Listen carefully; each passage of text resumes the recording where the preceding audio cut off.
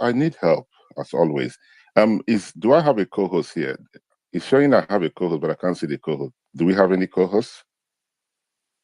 Uncle Mindset, which one we say you I should can't. say get go? APC, Nigeria,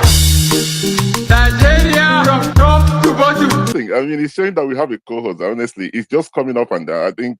Look, okay, let me show you guys what's going on here because let me show you. Let it not be that I'm making it up. Let me just screenshot this right now. Okay, good morning, Uncle Mindset. As you did screenshot, shall change phone. Don't worry, I promise you iPhone 17. The thing will come out in the next few days. That one is guaranteed. Okay, thank you very much for your kind gesture.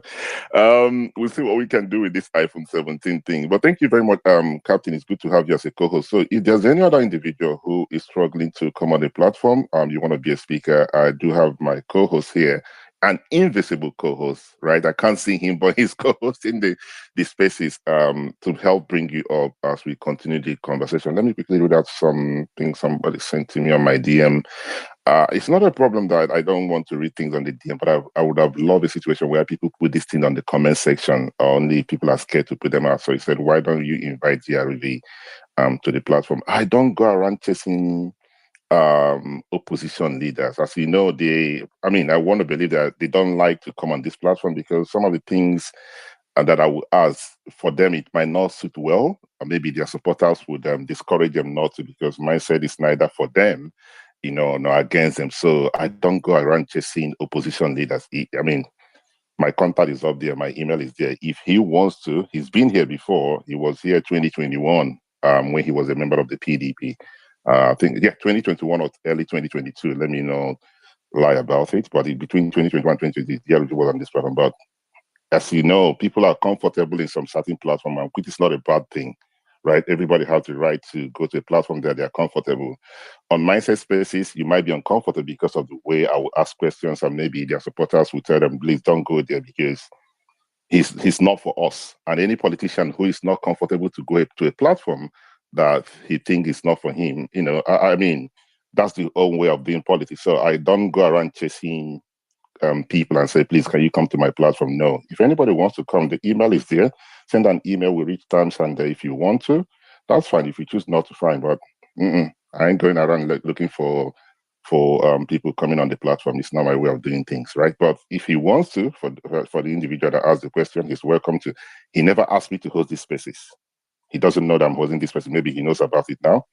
The reason I'm hosting the spaces about him is I saw a man yesterday who was very courageous. I saw a man who is so determined, who decided not to be bullied, decided to go in against all odds and say, guys, whatever it takes, we are going to have this. And these are the kind of people I like in politics, not people who are so scared. One will tell them not to do something and they will throw in the towel. So that is why I'm here to, commend him for what he has done. Not that I discussed with him. I don't have his contact. Neither does he have my contact, but if he wants to come to the platform, he can send an email and we can, discuss it, and every other person can be part of it. But let me leave that. But if there's any other thing you guys want to talk about, please put it on the comment section. Enough of DM. Let others see what I'm responding to. Well, let me quickly go back to Joseph. Joseph, good morning once again. You mentioned that one of the reasons that this thing happened yesterday was because of Ralph Arebushola, who was former governor of Washington State, right, Mr. Joseph? Yes, that's what I said. Okay. Since now it comes to ADC, there has been this clear animosity. APC is not hiding from it. Anytime you see Arebushola make a move to gather anywhere, they also will want to start releasing some hubris as press release from FG. Arebushola is the real force that has actually unsettled APC. Not really about GRV. I stand to be corrected. They are scared because Arebushola actually is the highest force in Alimosho. Everybody knows about that. That's my opinion anyway. Thank you. All right, thank you very much. So I was going to ask you a question. Now, knowing fully well that this particular local government or this particular area, Alimosho, is a place that, in your own view, Arebushola has a very strong hold, right? What plans do you think? I'm not sure if you remember if you're a supporter of GRV. So let me know how to rephrase the question. You're a supporter of GRV, I want to believe, right? Yes, I'm a member of the obedient movement, so of course I support him. All right. So what plans do you guys have, or those supporting GRV, to counter things like this? Let's say come 2027, because if you not only yourself, those some individuals on this platform, like Mr. Sadiq have said, it's most likely a difficult thing that it's most likely it's practically impossible to have somebody who would defeat these doubts. So what plans do you guys have to curb this? Let's say these things like this happen in 2027 and GRV world is on any platform to contest against the candidate of the APC in Lagos State. Okay, I actually do not think that there is going to be a special plan per se, but what is happening now is giving a lot of us courage and kind of hope to believe that there is there's something we are doing right that is actually unsettling these people. Thuggery, we are not going to come out and start recruiting people, to fight, as in by way of recruiting thugs.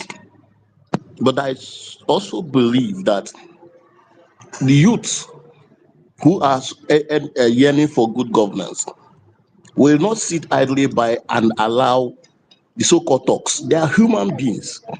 They will not allow them to have their way all the time. And this thing that happened against GRV had opened our eyes. They will not have their way. Like Sadiq said, yes, it is going to be difficult to come out talk for talk, but it is also going to be impossible for these talks to have their way, because take it or leave it, there are few when you compare the numbers of those who are yearning for good governance. The Alimosho local government is the biggest or largest local government in Lagos.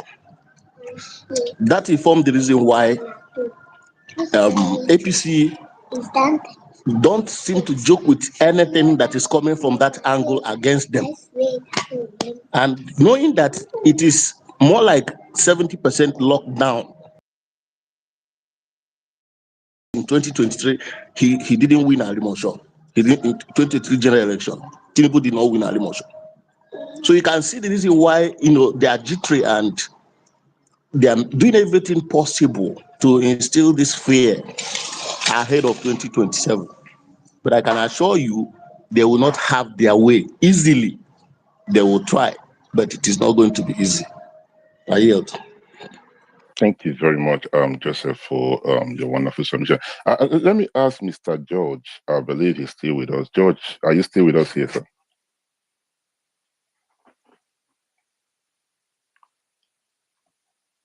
Am I still audible?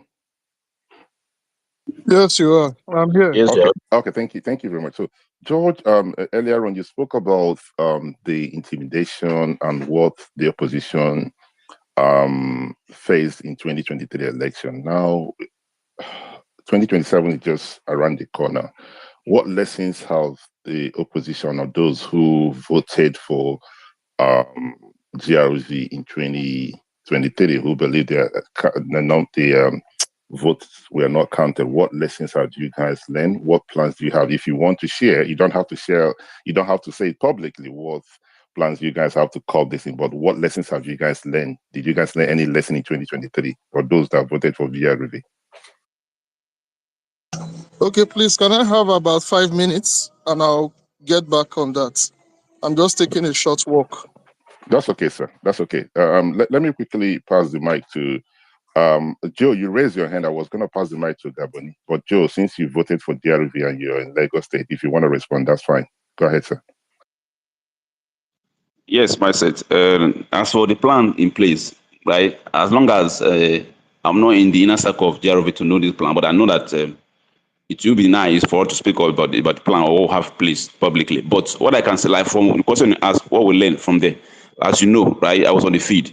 In fact, I was physically confronted by a councillor of I voted in Alemosho, by the way, right? So I was physically confronted by a councillor when he was trying to disrupt our police unit just because we were winning. Because I was trying to come in down to beg him. He was charging at me saying, so all that we saw what happened. What happened was that he was free enough to be moving around with talk in a bus, right? He used bus to bring this truck to our police unit.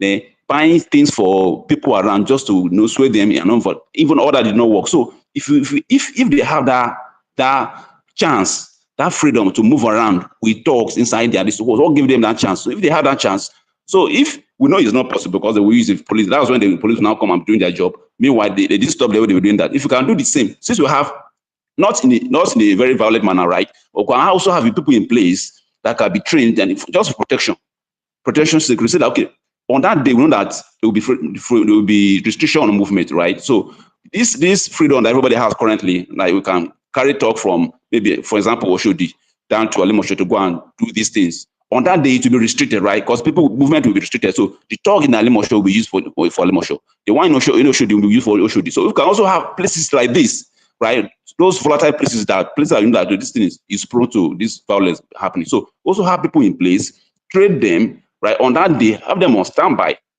If we have them, of course, we will be reacting. If we have them, but we on standby do, right? If we have them bringing out this attack against people, particular local government, also bring out yours, making sure that attack does not happen on your people. Not that we are going there to cause violence or to start harming each other, but ensuring that attack does not come on the people like I faced physically. As what it is, a councillor in position brought in this. He was saying I should not do that. He was challenging me, but I had my ground. I just kept my cool because I know what he was driving at. He was for me to react, they cause violence, then cancel the police unit. That's what he was after, and I prevented that. So if we can also have this plan in place, so making sure that, okay, they will bring out this attack based on these places, things will be happening. So also have your people in these places because it's not going to be free for all, like in terms of movement, it will be restricted to a particular local government. So if you see that we have these volatile places that are being pinned down, pointed out, okay, now have people in place also to contact them. If we have an action from them, have a reaction, maybe even not a more equal measure, right, to counter them. So we can have these things in place to make sure we check them. So, and there are other people who also have some other experience. That's my own experience, personal experience. Right. So we also have people who have experiences that they may not want to share right now. But of course, I know that something is getting done behind the scene. Thank you. Thank you very much, Joe. Please, as you have the mic, this question will be to yourself, Sadiq, and Mr. Joseph, George, and Gaboni. You're quite welcome. You're welcome to respond. But I wanted to ask now, what percentage? Okay, you might not want to say this publicly, but let me rephrase this question: how are you guys getting on in registering people to get their PVCs and those that voted for GRV in 2023? How have you guys done anything to find out those that if they still have their PVCs, what are they doing about it? Have you guys started doing so? Because at the end of the day, whether people like it or not, you're only going to vote with your PVC only if they change the law tomorrow, which I don't think they will. So what plans do you guys have to gather some individual who did not vote for him 2023 on those who voted for him? What plans do you guys have to reach out to them and say, guys, we are all in this together? Do you guys have any plans? Have you guys started doing something of such? Yes, quite said. In terms of as a movement, of course, we know GRV is part of the movement. As long as a movement, the movement is doing something in that line. But personally, I will speak, more personally right now. What I'm doing, of course, in my personal immediate, sphere, my area. Of course, I'm doing that, right? Both online, like via WhatsApp, and physically too. Of course, people immediately, my immediate environment, those who are around me, those who I work with, because I've changed my environment from the last election. I'm not in another location now. So if we have people around me, I know those who didn't have people, if we wanted to even be agent like me then, but they couldn't vote because of the PVC. Now they don't have it. Those, because I was reaching out, I'm reaching out to them personally, right? Those, my new environment, right? Those who are here, I've asked everyone, so do you have? Yes. If you don't have, okay, please do this. So it's a constant reminder every day, right? And I'm having it on my status, WhatsApp status, and I'm reaching out. Do you have your PVC? Right. So that's the first point. That's the first point, because if you are feeling it as it is, you should be able to get your PVC. The first point is to get your PVC. You can't just complain. If you are complaining, you are just part of the problem. So just get involved by getting your PVC. Whether you're going to use it that day or not, get it first. So we won't get here to that bridge, we'll cross it. So I'm doing something in my own personality, apart from what the Obedience as a movement is doing. Right, I'm also handling that on my own end. Thank you. All right, thank you very much, Joe. Now, I want to commend those that spoke about this yesterday. There are a few accounts, there are a few handles. Some of them are attached to GRV. There are those who are not attached to GRV. There was one particular handle that I followed the tweet. It would appear that the person was actually with him or following him around. It was a thing to be very proud of, right? Sometimes it would appear that people are not really doing much. If that account did not read about it, did not say the story about what's going on with GRV, I wouldn't have known anything about it, right? So I find that account. I want to commend that individual for speaking out, and for those who are making fun of GRV. There's nothing to make fun of here. This is a man that is very courageous. I mean, this is a man that is, you must commend. If there's anybody, listen, guys, you might not like what I'm saying right now, but this is me, right? If there's anybody who I think in the opposition who have shown courage, be you whoever you guys think, I want to commend him, because every one of those opposition leaders, some of them would have thrown in the towel. The first place you took, sorry, somebody's here. Sorry, I apologize. There is noise in the background, so I don't like it, and I hope you guys are okay with it. It's very unprofessional, but I do apologize. Now, the first place he hired, there's a problem. Some individuals are saying that the place has not been given to him. He have not paid for it, and that did not stop him. He still went ahead and looked for a different venue. And then there were police everywhere. That did not stop him. And then he still went ahead and found a third place. Some of these so-called opposition leaders would have stopped and give us statement that they don't want to cause problems and what have you. And, they want to save Nigeria. They don't want to solve problems. And everybody would have gone home like Atiku did, right? Atiku did in 2023 election. Rather than going to Rivers State to go out there and campaign, he came out to say because of he doesn't want people to die. We literally chase him out of Rivers State. That is, how to be a leader. A leader is somebody who is very courageous, and like Peter Obi did in Benue State, right? The governor told him not to come to Benue State, and he started writing a epistle about it. Listen, GRV could have done the same and say, guys, you know one thing, we're going to leave this and everybody should come to my living room. We're going to have this thing in my living room. Let's not cause problems. The guy said, no, I'm not having this from anybody. I am a Nigerian. I'm a Lagosian. If anything, these guys don't have a different right than myself. They have the same head. This is what is called a leader. So the opposition leaders should learn from GRV.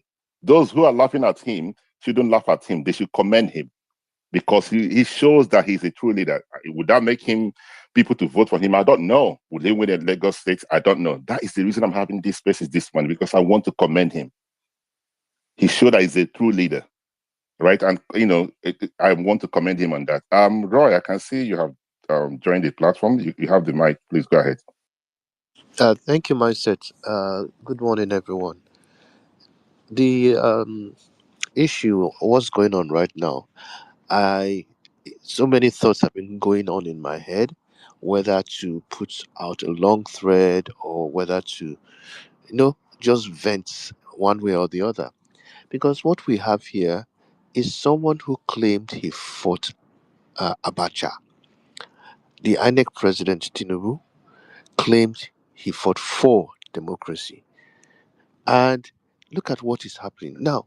They usually do these things to have the deniability, give some room to say, oh, it wasn't from us.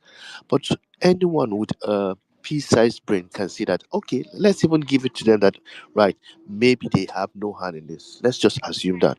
I don't know if any of you have seen what has happened with Omoyele Sowore, where he criticized Tinubu for his trip to, for his trip to Brazil, but the statement he said about corruption has ended in Nigeria. He criticized that in a tweet, which we all know is exactly the situation. How did Tinubu end corruption?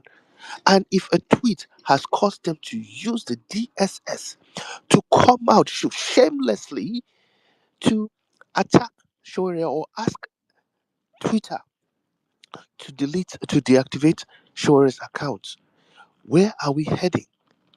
I am I am bringing this up, going beyond what has happened with GRV, to say there is a trend, a very dangerous trend, and unless we stand up and resist these people the same way GRV has done it. As a matter of fact, GRV did not just match them brute for brute. He matched them. In fact, he did more than they could ever imagine. He was smarter than them because he had those three venues sorted out ahead of time, knowing who he was up against. If you recall that statement by Sun Tzu in The Art of War about first knowing yourself and then knowing your enemy. If you know yourself and you know your enemy, the battle is already half won. And that is what you see. We can make a lot of noise, we can break bottles, yeah, metaphorically, and things like that. But without the smarts behind it, we will just be in the same cycle. This is 10 years of APC, 10 years of pain, 10 years of shame, 10 years of insecurity. Look, they come out and say anything they want to say. They have defeated Boko Haram. Where 62 people will die, 63 people will die, and it's nothing to them. Lives have no value. We must make sure that no, I mean, what has happened in 2023 with INEC should not go on. APC must be dealt with. Nigeria is just trudging along as if nothing matters. Projects will fail. Nigeria Air refineries will just trudge along. People will die of hunger, will just trudge along. Trains will derail, will just trudge along. What happened with GRV is supposed to ensure, we're supposed to make sure that people lose their jobs. That's how we should resist. We should make this the topic for at least the period it takes until somebody loses their job. I yield.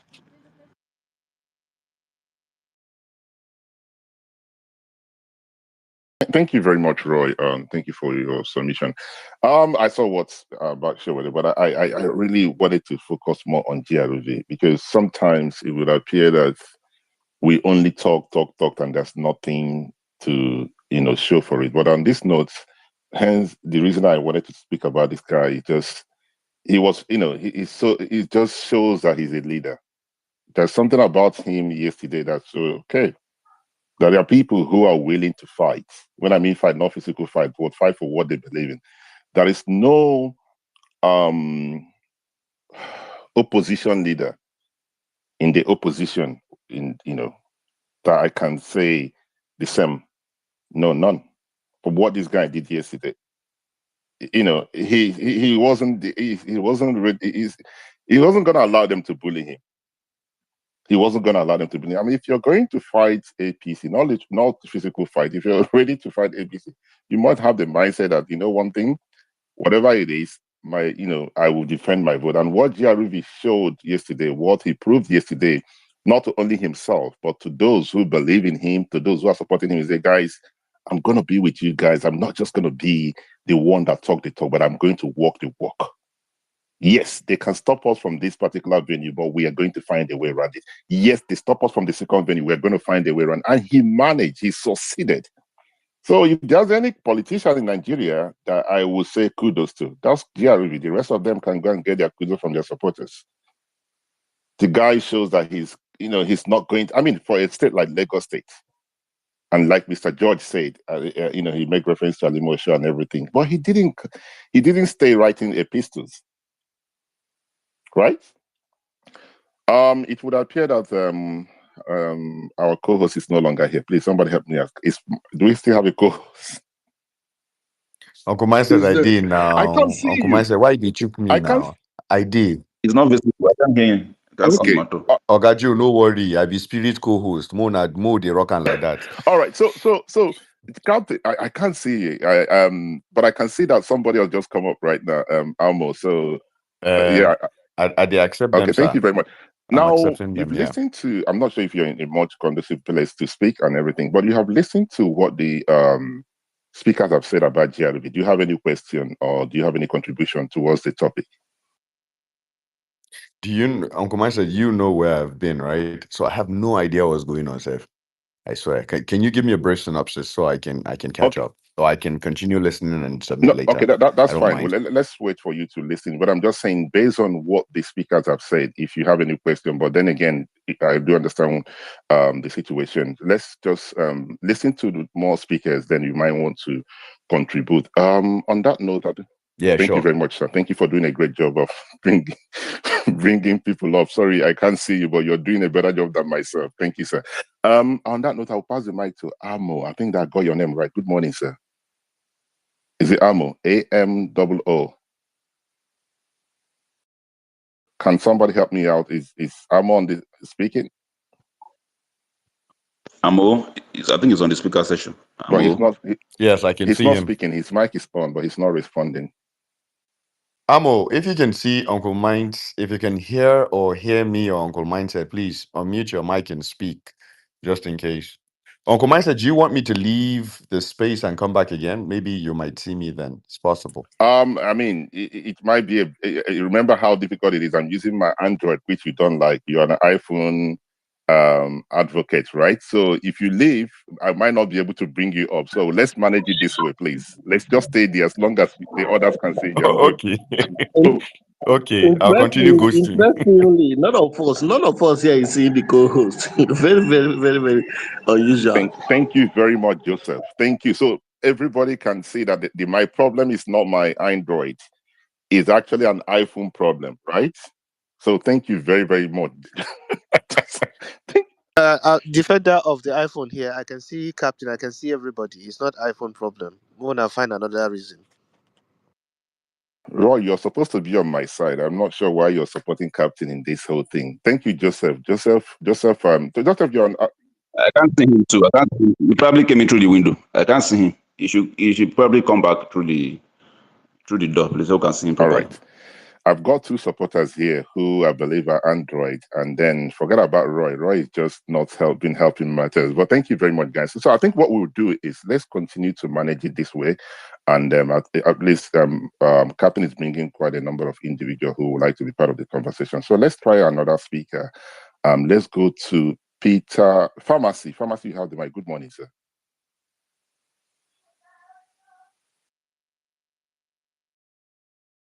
Pharmacy, you have the mic, sir.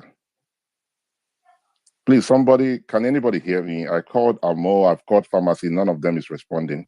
Good morning, everybody. All right, let's try the another speaker, Mr. Peter. Good Sorry, morning. go ahead. Good morning, everybody. Sorry, who am I this? Yeah. Who is this? Okay, go ahead, sir. We are speaking about GRV and what transpired yesterday. If you have any contribution to that particular subject. Yes, the basic truth is that what transpired yesterday and all that was a little bit expected. If you listen vividly to what the ADC said, before the ADC even started their mission in Abuja, even the venue that they were supposed to use, there were talks that came in that day in Abuja, but they had already paid for another venue. So this is a gimmick and all that because everybody knows who they are meeting. Bola Tinubu is not a small fish and all that. We know his antecedents when it comes to politics and everything. Fast forward to 2007, 2015, 2019. You know, definitely when it comes to politics, there's always violence and all that. And if you want to match him and all that, I don't think you open up your cards. Recently and all that, you saw an Erufai speaking about the candidate from the South. And you saw him in Imo State again with Peter Obi walking around. So I don't think that majority of these ADC supporters are trying to open up the cards because I believe definitely if they open up everything and all that, the main people, the main party, the APC, we match them word for word. So the basic truth is just that from what I'm seeing, I feel that the ADC is trying to make everybody guess and all that, putting the incumbency in guesswork and all that. See, when they fully unleash in I think you're 2027. missing the point. I'm not talking about the ADC in Now, general. now, One minute. Please hold your thoughts for me because I don't want Pardon to. to GRV. If you listen to what GRV said that he booked for 3 different at the same day and all that. And even why the APC went and said, okay, we hired one and all that, they went for the next and all that. Though, so the basic truth is just that everybody's approach might be quite different and all that. I thank his courage. That I know I'm very, very happy for the way he went about it, because he knows fully well that this is Lagos politics, and in Lagos politics, you don't just sit down and just allow the incompetence to run you down and all that. And definitely is going to put them word for word. But the basic truth why I decided to bring out all these other factors is because there are different approaches to different things. When the time comes to meet them word for word, then there is no issue of not meeting them word for word. And secondly, you could always believe that GRV is from Lagos. GRV is from Lagos, and nobody can tell a Lagosian that you cannot hold a seat in here. Now, like, because the reason why I said it is because of the fact that you made mention of the fact that Peter Obi was told by the governor in Benue State and that he should not come to Benue and all that, and he now wrote a long epistles and all that. Now, the truth of the matter is this: Peter Obi is from the east and all that, and going to Benue State, that's a different terrain. What I expected was that if Soludo had said that thing and Peter Obi did not respond, then I would see Peter Obi as a weakling. But saying that he should go and give the Benue State governor what, I don't think wisdom is profit. I don't think he should just go to that extent. Writing a long epistles is a little bit fine and all that, but I don't expect a governor from the southeast or Soludo to say that word and Peter Obi will keep down and just keep quiet and say, okay, fine, let me just write the long epistles and go. Because then that is your territory. And as such, I don't think any governor should be able to threaten you in your own region. So that's what I just got to say. Thank you. All right. Thank you very much, Pharmacy. I hope I'm audible, right? Can anyone hear me? Hello? You're audible. Okay, thank you very much. I don't want to digress from the topic. Listen, you yourself, I mean, you're a Peter Obi supporter. You can make excuses for him.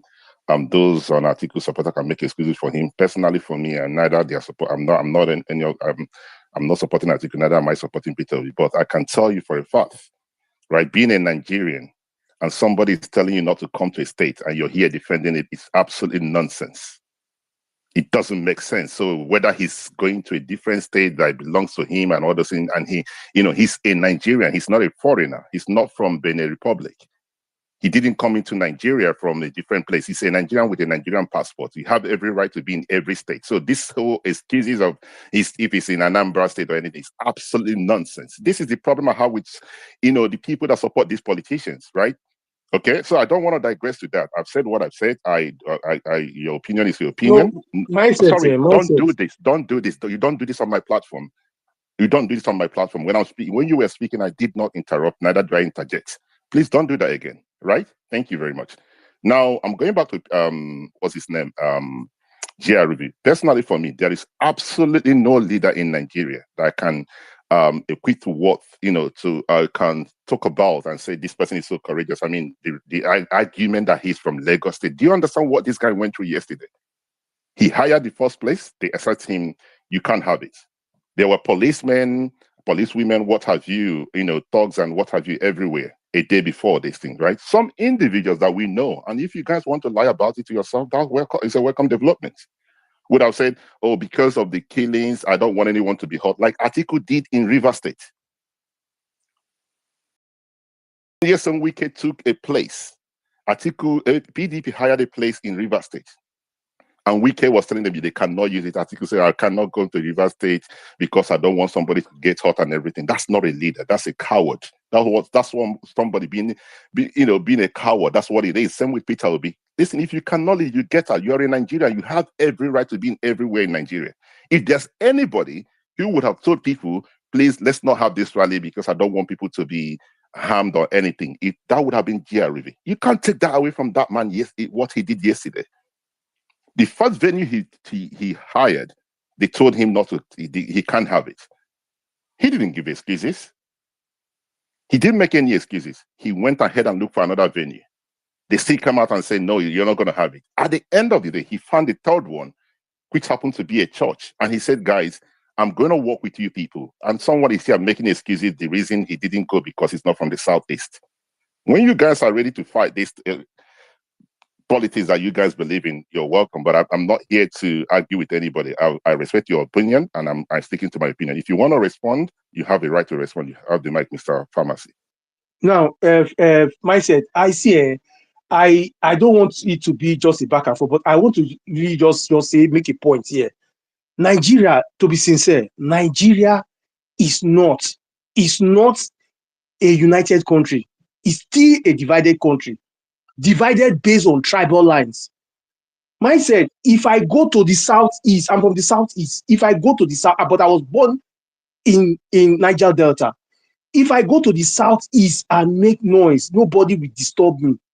I can do it. But if I stay in Benin or I stay in Warri, there's a point at which I will go. People will remind me of my identity and tell me to go back. I should not disturb their region. People that are even supporting me will remind me of my identity. I was born in Warri, and I know what it takes. Even when I was growing up, at a point they will tell you, oh guy, you are not from this region. There's a limit to which you can go. And that is why even in the south, in Lagos, that is why the Igbos are still suffering it today. Because any little thing, people will tell them, go back to your state. You're digressing from the topic. This is the problem. thing. So No, if Peter decide to go to Benue State and there is chaos, people with Nigeria. Listen, you're digressing from the topic. This is the thing. This is why I'm very, very particular with people who are allowed to speak on these platforms. I'm not interested in the bigotry, whether you're from Niger State or you're from these places and everything. It's not going to help me in the conversation I'm having right now. I mean, your argument is flawed.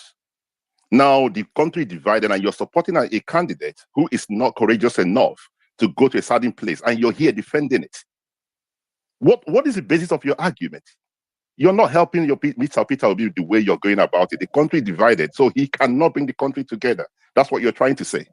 I don't want to digress from this topic. If you guys believe him not going to Benue State is a good thing and everything, that's all welcome. I am focusing on GRV, right? GRV showed that he has everything. If there's anybody who has everything as it stands right now to match APC toe to toe, if GRV is contesting for presidency, I will say, sir, I will back you. Because the rest of them can go and do whatever they are doing. So don't change the topic into you're from Niger Delta, Igbos are not allowed to lead. You have a candidate who said to Nigerians, I'm here to unite Nigeria together, but he cannot go to a certain state because the governor asked him not to go. You're here defending it. You're here defending it. You think you're doing Peter B, you're helping him by the way you're defending this thing.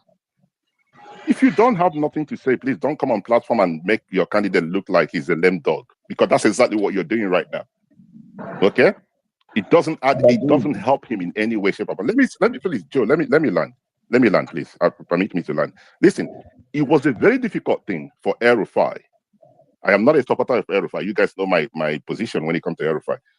Do you think it was easy for him to be in Imo State yesterday and to be in a church, and somebody's here defending this nonsense that he cannot go? I mean, come on, guys. If you guys are not serious about this, you guys should. Anyway, you know what? This is not hard talk before people get upset with this. I don't like when leaders are not willing to lead and some people are making excuses for them. Let's go back to GRV, please. Joseph, you have the mic. Yes, I agree with you totally, mindset. I must admit that our leader, Peter Obi, has that flaw when it comes to asserting himself as a real leader. Okay, what GRV did yesterday was exactly the spirit that APC worked with as opposition. They didn't back out whenever PDP that was in power then tried to muzzle them out, whether in terms of using security or what have you. They have always countered every move in different ways, and today they are in power. I believe that Peter Obi should borrow a leaf from GRV. When he does that, we that are his followers will be also gingered to step our feet down and fight for this democracy, because I have actually seen that, going by what Tinubu said, that political power is not given on a platter, that you have got to fight for it. And in fact, he went further to say you have to snatch it, and then what? You run away. I want to admit that the moment our leader steps up, from some sort of fear, he is afraid of certain things, like you mentioned in Benue State. Yes, he was on his way. He has gone half the way to Benue State and got a call. It was not wisdom for him to just turn his entourage. He would have gone to Benue State, done what he set out to do, and come out, and nothing would have happened. But he chickened out. And immediately he did that, they have already, looked at that very action as cowardry and, as cowardice. And what do you expect? More and more threats will continue to come from other states. GRV made me proud yesterday. And believe it or not, what he went through, like you have asserted, it's easier said than done. Not everybody can step into that very shoe he wore yesterday. I dropped my heart for him. And what else can I say? Our leader has to step up. And the moment he does that, he will make us proud. And we can, take the fight to APC. Thank you. All right, thank you very much. Let's go back to GRV. But before I pass the mic to some other person, listen, guys, I'm not, you might not agree with me. You're not here to agree with me. You can disagree with me. That's a welcome thing, development, as long as we're having a platform. But let me read out some things that a lot of people are saying on this platform. Let me read out. Mr. Mestro said, just because he says he's a coward doesn't mean he is. It's just your opinion, and you do not live in his world. Neither have you heard a political position before. Just because he does things the way he wants and doesn't ally with you, or that he's not a coward. Listen, as I've said before, and I will continue to say it again, he can do the politics the way he wants to do his politics, right? I am a Nigerian. I'm not interested in becoming a president. I don't want to. I don't even want to be a local government chairman.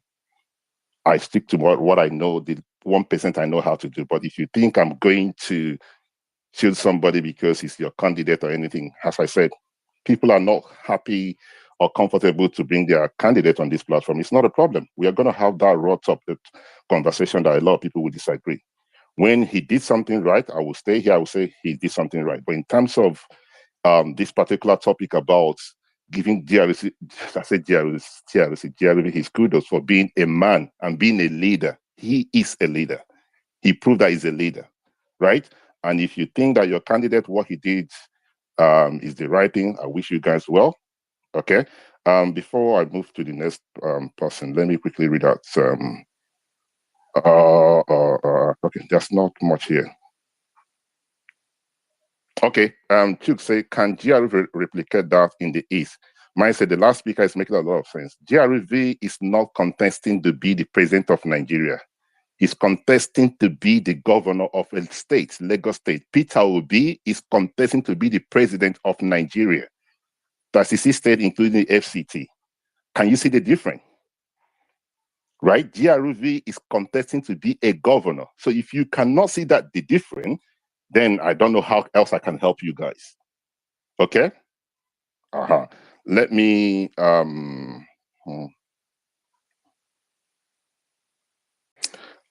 sorry, who else do we have?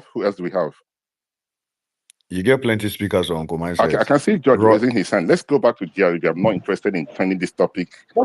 Somebody's mic is on. Can the person please move their mic? Whoever that is, can you mute your mic, please? Let's pass the mic to Mr. George.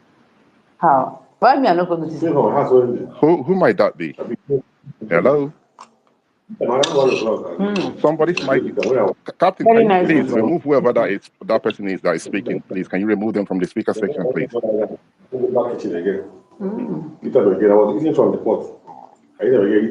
Captain. Hello? I said, can you hear me? I can hear you. I said, can you hear me? Somebody's speaking. Somebody's Yeah, I mic think is it's on. something happening with the network.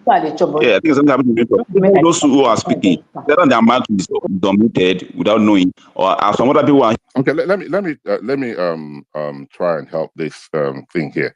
Sorry, Captain, can you hear me, sir? Can anybody? Loud and clear, Uncle Mike said, through your Android speakers, I can hear you, Thank sir. you very much, sir. So there was an individual I just who was speaking earlier on. I don't know who that was. I think you approved their request, but please do let them know that when they're on the speaker session, they can mute their mic, right, to give out, so we can have the conversation. When they're speaking, it's actually interfering with what we are discussing. But thank you very much. I think we have. Yes. Thank you, sir. So sorry, Uncle Mike said, before you carry on, I really wanted to read the Riot Act, but because I was not part of the beginning of the spaces, so I didn't know if you did that or you didn't. So apologies. And everybody, please take note. On the spaces, we do not interject. Allow people to make their submissions, and then you can counter respectfully. We don't like to drop anybody on the space. That's why I don't block people. That's the truth. So respectfully disagree with people and keep it moving. Uncle Mike said you have your mic. All right, thank you very much, sir. I think I saw Joe raise his hand earlier on. Sorry, not George. George. I said George. George, you have the mic, sir. My hand is up. My hand is up, myself, please. No, let's hear from George. He did tell us that he was going to be back in 5 minutes. So let's pass the mic to him. All right, thank you very much. So, our mindset, speaking to the direction you want us to go, I would like to propose solution-based opinion for GRV. I like the fact that he's strong in his will, and he said something. Sorry for mentioning this, but he said something before. I'm just using it to buttress your points. He said Peter Obi could be the leader that we want, but is he the leader that we need at this moment? I think he was speaking to the weakness that we are all perceiving about that, but I'm not jumping into that issue. Let's talk about how GRV can actually make progress. I've listened to the opinion of everybody that spoke, but when you are in this game of politics to play, you either play it 100% or you don't play it at all. I think we can take some examples from both real life and from fiction. There's a series called The House of Cards. It's based on US politics, and I believe that there's a lot that can be learned from that. But without going too far, let's keep it local. Like there's an adage in politics here in Nigeria that every politics is local. How was Tinubu able, as someone from Osun State, able to get Lagos State under his thumbs? That's simply because he played the politics locally. Funshaw Williams was appealing to the elites. He had a good plan, an engineer. He had everything that the elites.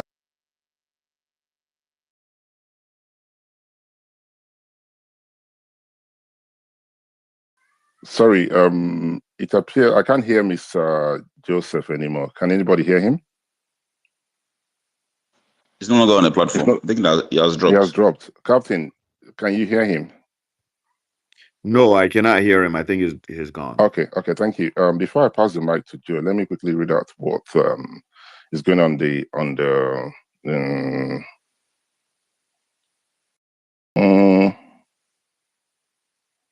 all right, so Engineer Warwick says some people are hurt and properties destroyed. It is because it is people like myself who still say that they should have done it in a good way. What if life was lost? You can't use Peter Obi is seeking to be president and conclude that he's a coward. Listen, guys, You can stay there and defend him for all you like. I never asked him to be president. I never asked him that he must be president. It's you people that want him to be president. You can go and advise him on what you think he should do. As I said, I'm not here to make you feel comfortable. If you know this platform very well, this is not a place to make you feel comfortable. If you're uncomfortable, then this place might not be for you. Peter B was not the only leader that was mentioned. I mentioned Atiku Abubakar that he cowered out. He couldn't do what he needed to do in Rivers State when Nyesom Wike kicked him out. But the Peter Obi is a saint. Nobody should talk about him. And you guys can, you can try and make it look whatever you want to make it look like and everything. He wants to be the president. He should man up and be a leader, right? Same with Atiku Abubakar. If that makes you uncomfortable, I can't help you. I'm not here to make you feel comfortable, as I've always said. Okay? This is not a platform that makes you feel comfortable about things. Yes, it's my opinion. All right? If somebody who wants to lead Nigeria is not willing to go to a certain state and you think that's a good thing, good luck to you guys. All right? I say, Josie, don't be a coward. Stop allowing people pushing into doing this into Peter B. You're refusing to look at the reality that you seem to, that's well done, Charles. You're a hero standard. I don't know what you guys are saying, whether somebody is a hero on this platform or not. My position here is kudos to GRV for not allowing these guys to stop him. So if Peter Obi is scared of not going to a state because lives will be lost, let him go and sit down. He's not ready. If Atiku Abubakar is not ready to go to River State and campaign because he thinks lives will be lost, let him go and sit down, right? If you're not ready to lead, get out of this. The kitchen is too hot. Get out. It's not difficult. Who else do we have? Joe, please go ahead, sir. Yes, thank you, myself. Thank you. So let me quickly say, I even wanted to just say something regarding the space itself. But before I say something about that, please always know that some of us, right? I'm just saying this because of the last comment you made about PW being a saint. You know that some of us, right, always follow you. Right? We are not saying you're always right, but of course we are here. You say things that we don't, and I personally don't like, right? Because it gives my principle. But I still come. That doesn't make it false or that it's not true. But when you say we are not saying Mr. B is a saint, no, of course there are some people that will disagree with your point. Like that's some of obedient. Then that's them. Let's speak within the context of them, not as obedient as a whole. Saying believe we are not saying Mr. B is a saint, right? Me too. I personally did not like the fact I did not go to that Benue. I did not like it. I still did not support it. You should have gone there, and that is not to say he's a coward. I do not agree that he's a coward, right? I think there's still the circle of restraint or constraint is too wide, right? You should shrink it, like GRV did yesterday, right? They wanted to cage him, they wanted to scare him. He did not feel threatened. He still went ahead. That means it did not. The circle is not to shrink. It's not shrink like that to the fact that okay, well, every small thing you just you coward out. No. So Peter Obi should try to do that too. No matter the intimidation, dare them. That is it. So, but I don't think he's a coward. But it's just that he cares too much about other people being hurt. But that is part of this system now, right? We are already in it. If you know that we are going to be done, don't get involved. You're already involved. So the cost should be there also. Be have it at the back of your mind that at some point we'll pay this cost. So at that particular point, your challenge, you should have gone ahead to go there. Then you didn't do that. Probably that's what gave the impetus to that this level Monday in the Edo State to do that too. So let's try also to always step up when we have to step up. So I do not support him too, but that is not to say that he's a coward or that we, the obedient, believe that Obi is a saint. We should not talk about him. No, it's not all of us that believe that. And if you are addressing some of us who tend to come as if we should not criticize Obi, no, we are not part of that. So always point them out that those some set, not all of us, right, who can criticize. That's how to even grow in the first place. Obi himself likes being criticized, being called out. Yes, he likes that. So when we see people who are towing this line, you should just address them as they are the one, not the whole obedient, believe that Obi is a sin. So we can criticize Obi. So moving forward, yes, I also commend GRV for that. And it should be, Obi should borrow a leaf from there, of course. That's a given.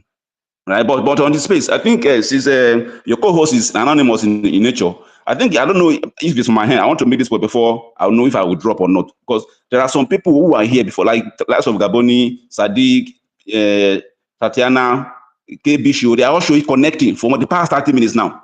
I don't know if because of the anonymous nature of the co-host. Then those who are just bringing up to speak, the mic is on, like constantly on, even when they're speaking, and I can't even see it. So I want to make sure I'm the only one. If I will drop, I come back, All right, or let me. if he's the Sorry, one because I of do it. apologize. Let me help you out in that. Yes, I can see the same thing that you mentioned, and hence I'm passing the mic to the co-host to help us out, to let us know who the next speaker is, or who the next speaker will be. So we're going to manage it that way, because the moment I drop him, I'm not able to bring anybody up. So I think we're having connecting problem, a network issue. But I think the best thing we can do, since we have yourself, and there's the co-host and every other person who are able to speak, let's just make the best out of it. So if you can kindly make your submission, then I will pass the mic to the next person. Thank you. Okay, Uncle Mindset, sorry, before he finishes his submission, I just wanted to reorganize the room for you. You have 1, 2, 3, 4, 5, 6, 7, 8. You have 8 speakers right now and a few people requesting. Now, I don't want to load the room with a lot of speakers. If not, the whole space would be having problems. So I think if people have spoken and they're not contributing anything, can they drop from the speaker session so we can bring more people into the room? And you have Roy raising his hands. You have George raising his hands. You have Mrs. Ebullient raising her hands as well. So that's what you have right now. I don't know if you can see him or you can't. Okay, thank you very much. I can only see Joseph, Pharmacy, Emo, and Roy. That's the only individuals I can see on the comment speaker section. So what I think we will do is, let me pass back the mic to Joe. After Joe, then we can now tell me who's going to speak next, right? So we're going to Okay, stick to the that topic. works. Thank That you, works. because it will appear we digressed from the topic to, Peter Obi. And listen, guys, it is my opinion. You disagree, that's fine. Peter Obi is not the only leader in Nigeria. He's not the only one that was mentioned on this platform. So, like Mr. Joe said, some obedience. I think that's the right word. Don't like the way my position, and I can't help them. Some people disagree, and that's what life is all about. You guys are not here to agree with me, but I stand by my opinion that, personally, for me, if there's any leader in Nigeria who have shown courage as it stands right now, for me, any opposition person, I think I put it that way. For me, it's GRV because of what he did yesterday. So if you're an article person, you disagree with me, you're welcome. If you're a P2B person, you disagree with you, you're welcome.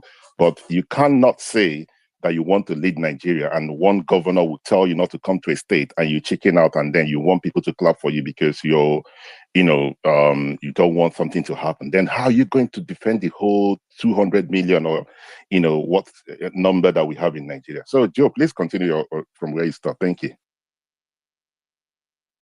Yes, I'm about. I think I'm even done, right? So, but like I said, GRV should be commended, and we all know how Lagos is. Lagos is a volatile place. We know now. Let's not even be slogan. We know, even within the state, with the nature of Lagos, how volatile it is, how thug, feel of drug and everything, all forms of drug. VRV still had to do what it did yesterday. It's very, very commendable. I didn't expect it, to be frank. I didn't expect it. Because I was just thinking, because like the first time, maybe they will postpone it again. They still went ahead. See, that strategy of having 3 venues, booked at the same time, knowing that they will still come and do the same thing. It's a strategy. Because like I said, it's not everything discussed on social media, right? On places like this, right? So I believe there are plans in place to tackle things like this, going to 2027, right? So that's just, so I'm done. So again, on the speaker, like you said, you mentioned the speaker that you could see, myself. Thank God you have a co-host that can be doing that for you, because I can see Joseph, Roy, Pharmacy, Amo, Ebuli, and George. Those are the speakers I can see. All right. Amo, Ebule, and George, mic seems to be on, but I don't know why. I know if it's just me. And also, I noticed that once you raise your hand is brought down on its own. The stick will just shake, then your hand will drop. So I don't know if it's the same. So once it shakes, I see Roy's are up and mine as well. No. And once it drop back, I can't see anything. All right. So if you can just manage like that, it's fine. But if you can't, probably just reorganize. Thank you. All right. Thank you very much. So I'll just drop now so that others can come. Thank you. All right, thank you very much, Joe, for helping out. Let me quickly facts. I think you've been on this platform and you kind of like to spam comment section. He said, let the host start by putting his picture. Maybe then I will take them seriously on the issue of cowardness. Some people we are watching Ukoma attack get caught up here and did nothing. Instead, they ran to spaces to tell us they saw him. That is cowardness.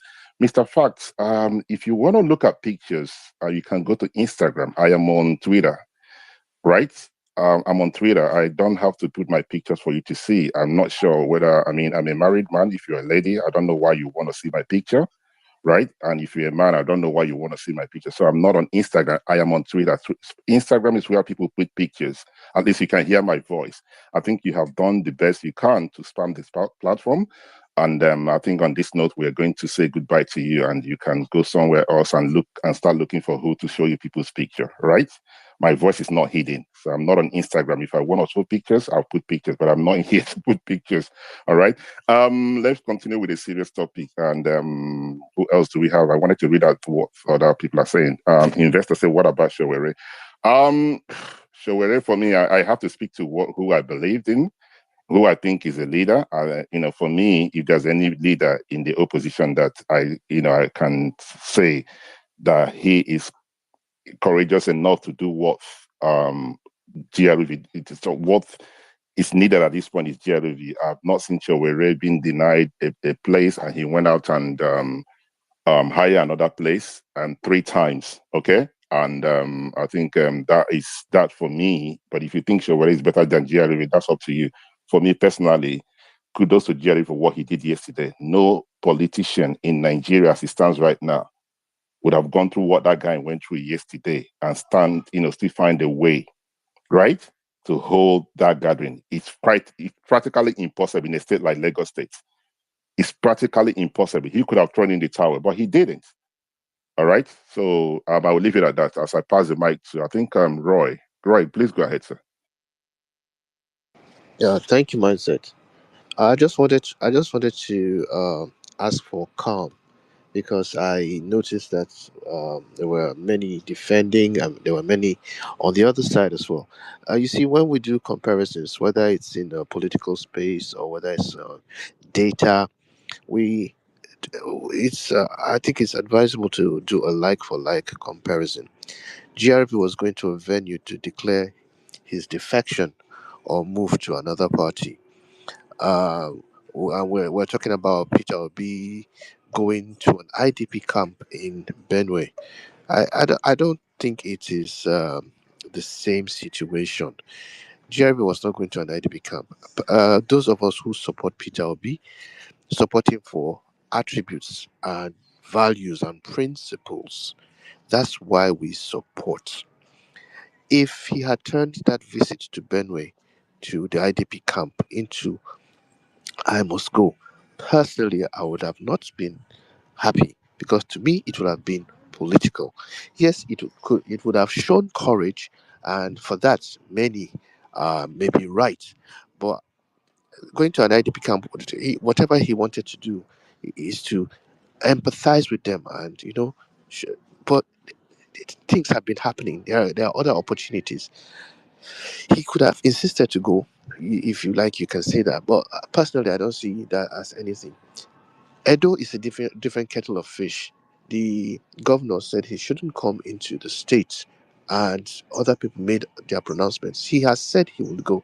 If he doesn't go, I will call him a coward, because that is different. If you're going for a political thing or even donations that you do, and the government is telling you not to go, we know what they're trying to say.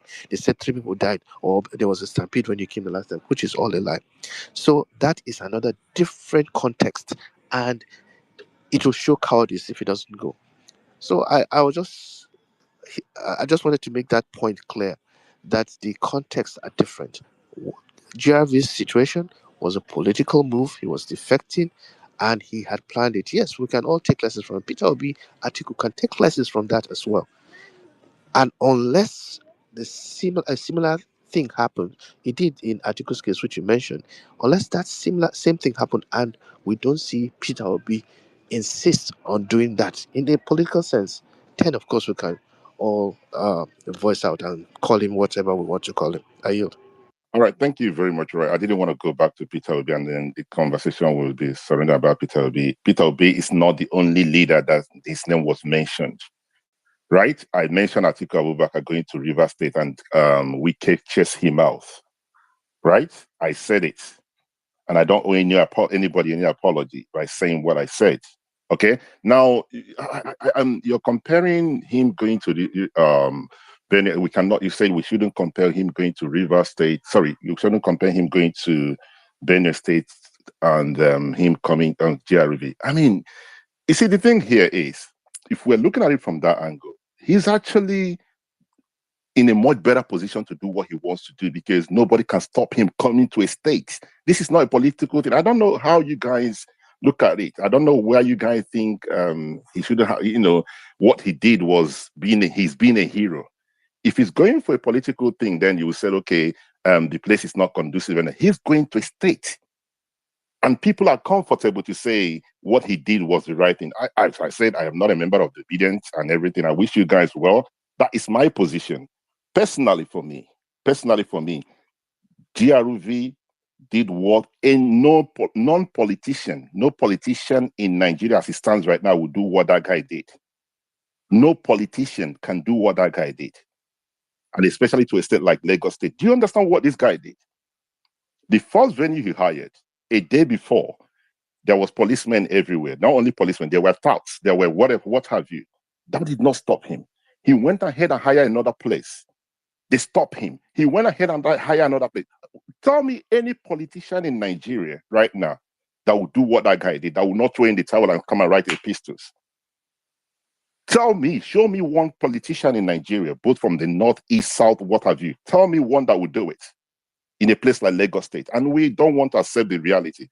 I wish everybody well in whoever you're campaigning for. I wish you guys well. But the thing that would not happen is, somebody would wish to say, because we cannot touch this particular individual.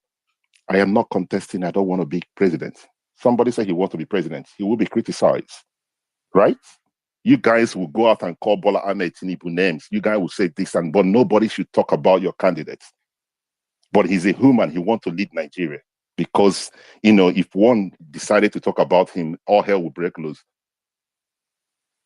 As I said what I said, he should have gone to Benue State. Him not going to Benue State show cowardness. If that makes you guys uncomfortable, if that makes his supporters uncomfortable about it, I don't owe anybody any apology in that.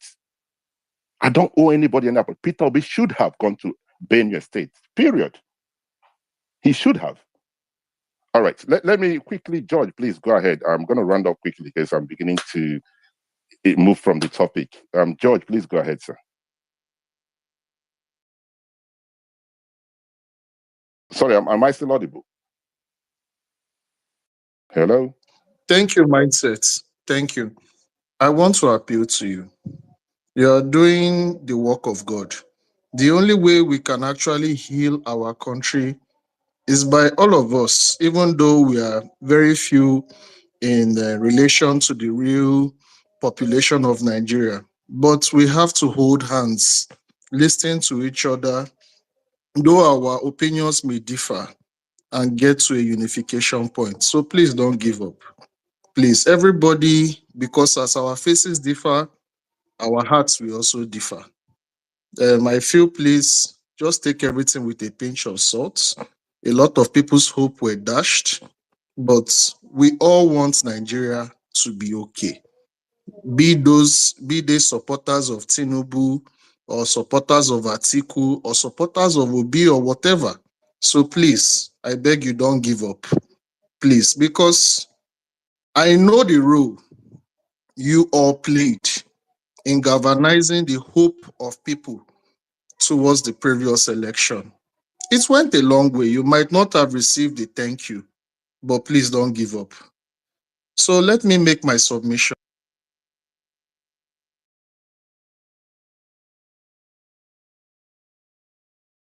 Sorry, I can't hear the speaker. Can anyone hear him? Hello? Yeah. Can anybody hear me? I can't can the hear speaker. you. I can hear you, but the guy went silent. George is no longer on the platform, so he's no longer on the Okay. platform. He dropped. I think your next speaker is Oh, Miss Ebullient, and then Nigerian all right. something. Yeah. All right. So Miss Ebullient, right? I can't see her, but then again, she can go ahead, please. Good morning.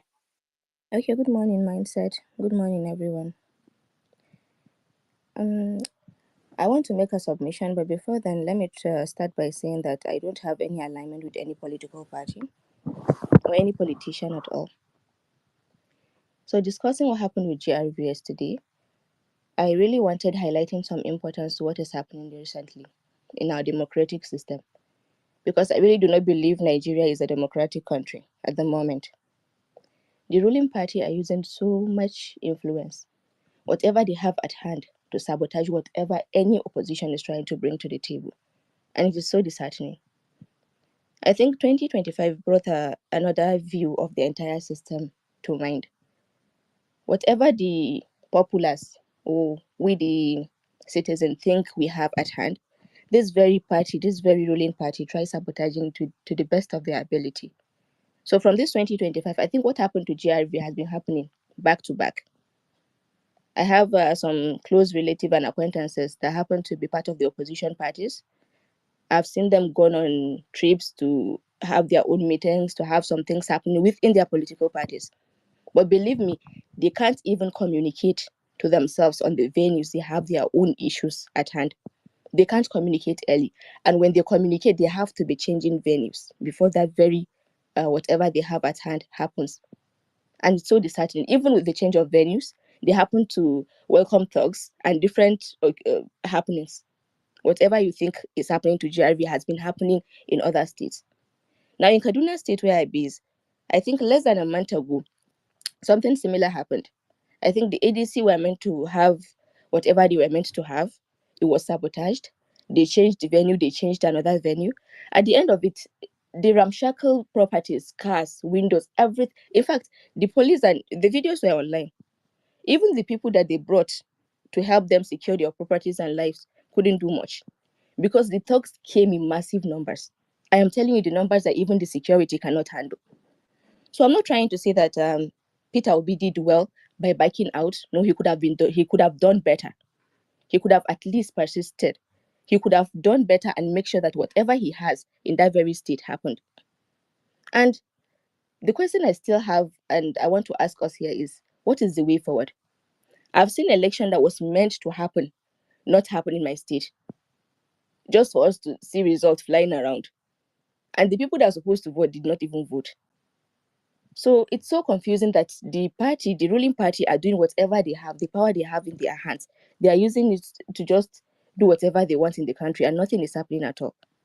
I don't want to digress from the very topic at hand, but I am afraid of this power being used on the populace. I am so afraid of it. A lot of us can't do much. We can't. Even the security cannot do much. The people can't do much.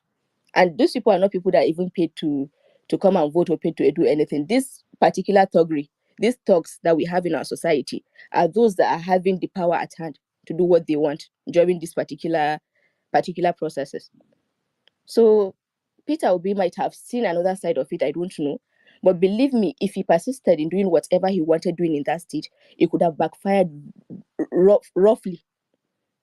But he should have insisted still, even if it's a small gathering with a few people, at least he was there with them.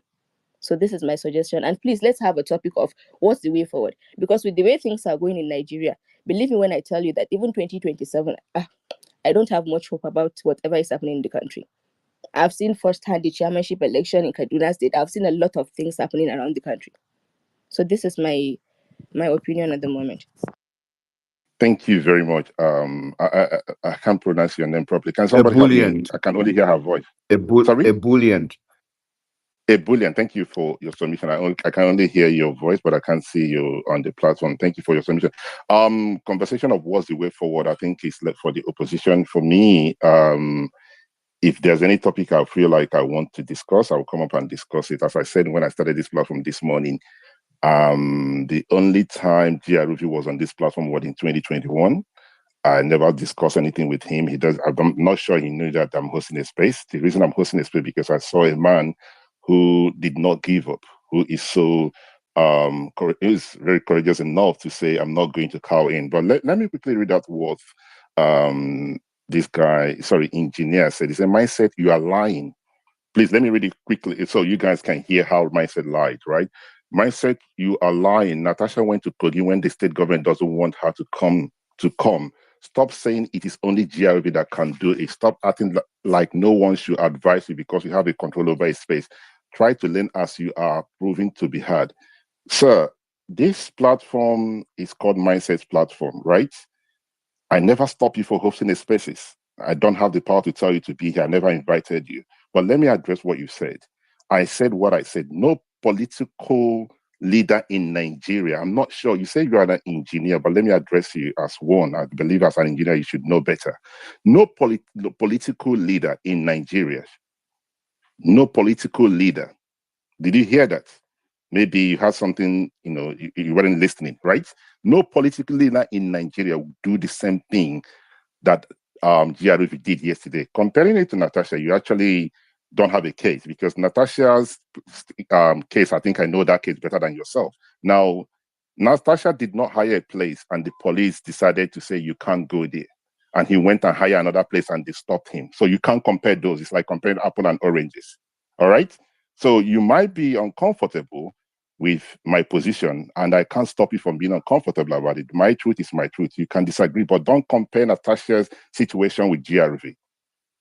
Okay? So if you have any other comments, you can please put it on the comment section. And saying I'm lying, that's okay. It's not a problem because you didn't hear me right does not mean I'm lying. But you're welcome with your submission. Who else do we have? Please, Captain, go ahead. Who else do we have? Let's go back to GRV because I realize that people feel uncomfortable because nobody should mention Peter Ob's name and everything. No, I will mention his name. Let me quickly read out what somebody sent me on my DM. Please, it's good for you guys to put this on the comment section. As you know, I am not scared to speak my truth. I said, what if he was killed going to Benue State? Guys, I never asked Peter Obi to be president. I am not interested in becoming the president of Nigeria. He says he wants to be the president of Nigeria. He will take the risk. Not me. It is not my business. He said he wants to be the president of 36 states, including the FCT. So saying, what if he was killed? Am I the one that will kill myself for him? Did you see me putting a poster, if you can see my face, for those asking for my face? So if you guys are not ready to tell yourself the truth that 2027, you're going to man up and defend your vote, and if you have a candidate who wants to contest that he or she should learn from GRV and defend his people. GRV was there. He wasn't in his living room eating or asking people to go out and do whatever, right? 3 times they tried to stop him. 3 good times they tried to stop this young man. 3 good times they tried to stop him. Okay? So, Captain, please, who's the next speaker as we continue? Okay. Prince G is next, and then Nigerian Renaissance. But Prince G is next. Prince, go ahead, please. Good morning. Morning, Mindsets. I want to commend you. You are doing well. And me, I'm the type that I study to understand people. And I study to also to understand what they are actually trying to achieve in whatever they are doing, even though they don't really split it out clearly to the listeners. Now, what I believe in my own view, you are trying to do that people are not getting is this. You are trying to wake up the oppositions from their sleeping bed of trying to say they are trying to form gentility or gentleman. You are trying to let them know that, yes, you don't need to be violent, but let the citizens, your followers, see the courage in you physically doing all it takes to show that you are out for them, and the cause that you are trying to run for, you are ready to struggle to get that cause. So if you are now being too extra careful, you might end up not achieving the goal, what is in front of you. And when your oppositions, the ruling party keeps saying that you are too careful, they are no longer scared. They can just throw a little dice on you and you start jittering and they will achieve their aim. So you are trying to awaken the leaders or his followers to let them know that if your leader have intention to achieve this thing, he should be more intentional. And in everything in life, there are risk involved. So you should be able to have a clear, calculated risk, not being too careful. Okay, what is the carefulness achieving? Is it achieving in a blueprint that will finally help him to win anything you want to win?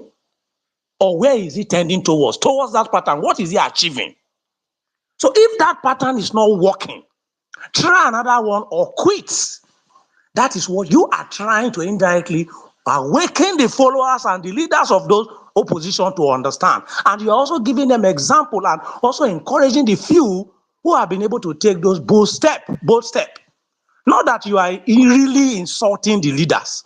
You are using those words or whatever somebody thinks you use to awaken the leaders. And sometimes people who need to learn, I have noticed something. Some of those leaders you think you are defending, you are speaking too much and defensive grammar for, they will end up telling you that whatever this person says, I agree with him. I see reason to him, I will pick from that, and you will be shocked. So if it is a direct attack, or if you stand to be an opposition that they know, so a ruling party, they know, people will know, okay, this is a different thing. You don't have any interest. Rather, your own interest is to see democracy flourish, is to see the opposition stand headlong to do what is right. And if they want to regain power, they should do it and let people see the blueprint. That is what you are saying. So concerning what GRV did, it tried. And I will advise this for opposition leaders to put the police on check. If they are not partisan, how? If I want to do a rally or something, I will formally write to them. I can go to channel, go to internet. I want to host this place, to do this. Let the police now tell me that from the information they have gathered, people from maybe Boko Haram, whoever want to come and destroy the place. So it's not conducive. I say, okay, thank you. Now, please, can you advise me, police, which venue, which place do you think will be conducive that if I should host this my venue, this my program, bomb will not come, no problem will come. Then you will see what they will suggest. If they say they don't have any suggestion, then you will not, if they don't have suggestion, will it also be possible if the ruling party can host something and bomb will not be there? What are the tactics ruling parties use in hosting their programs, and their programs will be successful? It should challenge the idea of police, the commissioner of police, call him to a round table or go to his office. Let there be pressmen, let him tell them the secrets the ruling parties are using to host their gathering, that there won't be conflict. Then how come whenever the opposition want to hold their gathering, there is usually conflicts? How can they now nip that conflict ahead so that they can protect life and property? If police people are not neutral, let them explain. If at all time there is always problem, when they want to host gathering, they are being stopped and bad, then that shows that there is a root cause from the ruling party, or the police are doing nothing. How come they can protect the ruling party more than they?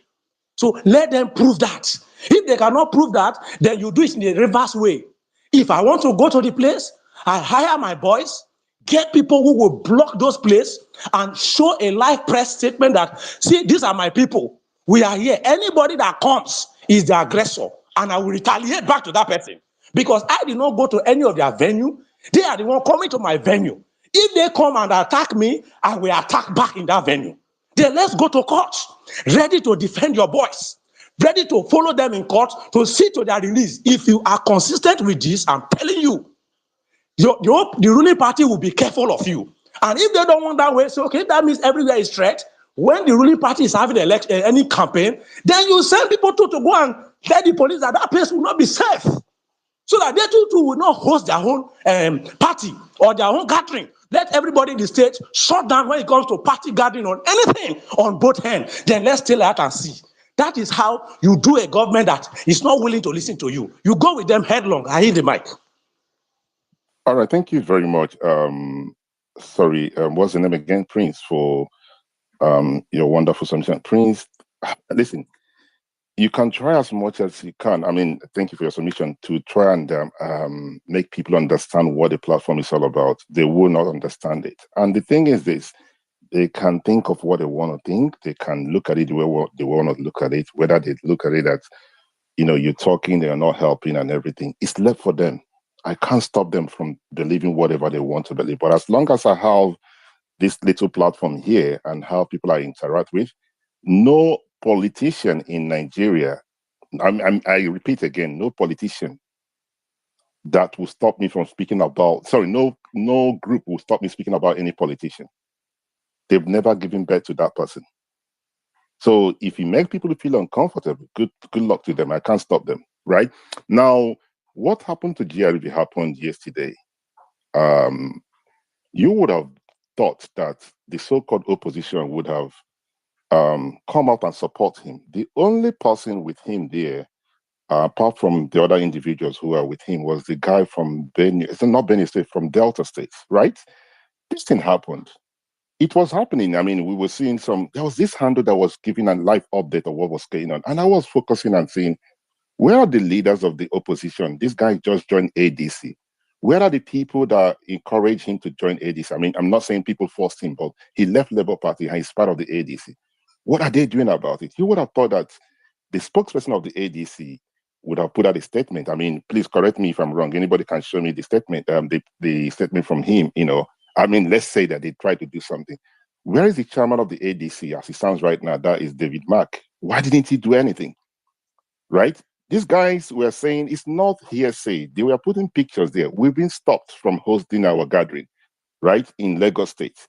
We found another venue. What stopped the ADC to say, guys, this should stop? We cannot condone this. I mean, they have leaders. They have leaders in the ADC, I want to believe. You have leaders like TB Kameti who wants to rule, right? You have leaders like Erufai who says he's not contesting, but he's interested in making sure that Bola Tinubu is being removed. You have leaders like Tambuwa who was on Channel TV the other day. These are the members of the ADC. You have leaders like Atiku Abubakar. That's not an excuse that he was outside the country. That's not an excuse. You guys saw this guy being bullied in a state that you believe that you can win as an ADC, as a new opposition party, and nothing was done about it. And people are comfortable with it, and nothing will be said about it. Because you don't want people to dislike you or anything. I don't care what you think about me. Right? But Captain, you're going to help me out. I need your help, please. Captain, you can hear me, right? Loud and clear. All right. This guy here, his name is Engineer Warwick. Please, if you can bring him up. He made a comment here. He said, as you have, I think, is he responding to me? Okay, he's responding to me, yes. Yeah, okay. He's responding. He said, as you have seen and talk about my comment, I challenge you to give me the mic. Let me talk it out with you. Yes, I am a proud engineer. Stop gaslighting. Your ego is zero. Like I said earlier, try to learn as you are proving to be hard. Nobody said you should not talk about you. Listen, Mr. Engineer, Captain, please do whatever you can, humanly possible, to bring this guy up. I want him to speak on this platform, right? Can you tell me what his name is? I cannot find him. His name is Engineer Okeze Warwick at Okeze Warwick. If you can see him, I would like to hear from him. Can you send it to me on my DM, please, so I can find him? Okay, let me I can send deliberately it to you. find him. Yeah, let me send it to you. Find him. I would like to hear from him. If he means to extend these spaces, Or let it not appear that. Is he on the comment section? Yes. Yes, he's on the comment section. Let me see if I can send it to you. Okay, I cannot see him. So 1 minute. We're gonna bring him up. Because sometimes they will always come up with this idea, with this mindset that they were not allowed to speak. As you can see, you, the co-host, I cannot even see you. Yeah, right. Unfortunately. So I'm struggling. But whatever it would take to bring him up to speak, I would like to hear from him, so he will know that the platform, it is my platform, but that does not mean I don't allow people to speak, right? So, Engineer Okezie, as your title said, please, can you kindly let us know that you're still on the platform? My co-host Captain will bring you up. If Captain is struggling to bring you up, we're going to find another co-host to bring you up. There are two things, Uncle Mindset. It's very possible that he's listening anonymous. If he's listening anonymous, he can actually talk but would not seem in the space. So that's a huge possibility then. There. I'm not sure. I don't know what. But it's possible. I'm just saying it's possible that he's actually anonymous. That's what I'm saying. It's very possible. But just send me the name. I'll type it and see if I can send him the mic. Okay, I'll send it to you on your DM. So let me quickly read out what Maestro said, he said, nobody knows where you stand. All you always say, not to cast aspiration on Nigerians. You guys this, you guys that. Or are you not a Nigerian? Are you not a Nigerian? Where you say stand, if you have all the answer or the know, sorry, all the answers or to the know-how, lead us, don't mislead. I'm not misleading you. I'm not a member of your political party. I think one of the biggest problems we have is that people just join spaces or they listen to somebody speaking without knowing who the person is or what the person stands for. Go to my profile, it says consultants. I am not a member of your political party. Neither have I told you that I'm a member of your political party. So if you want me to lead you, you pay me and I'll tell you how I can lead you. I'm not here to do charity job, right? So where I stand is that if you want me to tell you what you should do, you pay me. I hope I've answered your question, right? You guys, that's my job. If you're not happy with it, I can't help you. All right. So please, guys, who's the next speaker? We're going to try and bring this engineer up. That engineer must speak on this platform this morning. Who else? I think it's Who else do we anonymous, have? Uncle Mindset. I really cannot see him. Yeah, I Okay. think it's anonymous. Engineer. If Engineer what? yeah, if he can come in the room, it will be good, and then we can give him the mic. Engineer Warwick, somebody that knows Engineer Warwick should let him know that it appears he's anonymous. We were waiting for him. We want to hear from him. On that note, let's pass the mic to Liberty. I can see Liberty. I believe that's the next speaker, right? The Liberty. Yes. Am I right? Yes, that's the next speaker raising their hands, and then George is back in the room. Oh, okay. Good morning, Liberty. Oh, Nigeria Renaissance. Good morning, Mindset. I don't know if you can hear me. Yes, I can hear you. Can you please speak a little bit louder? That would be helpful, please. Thank you. Yeah.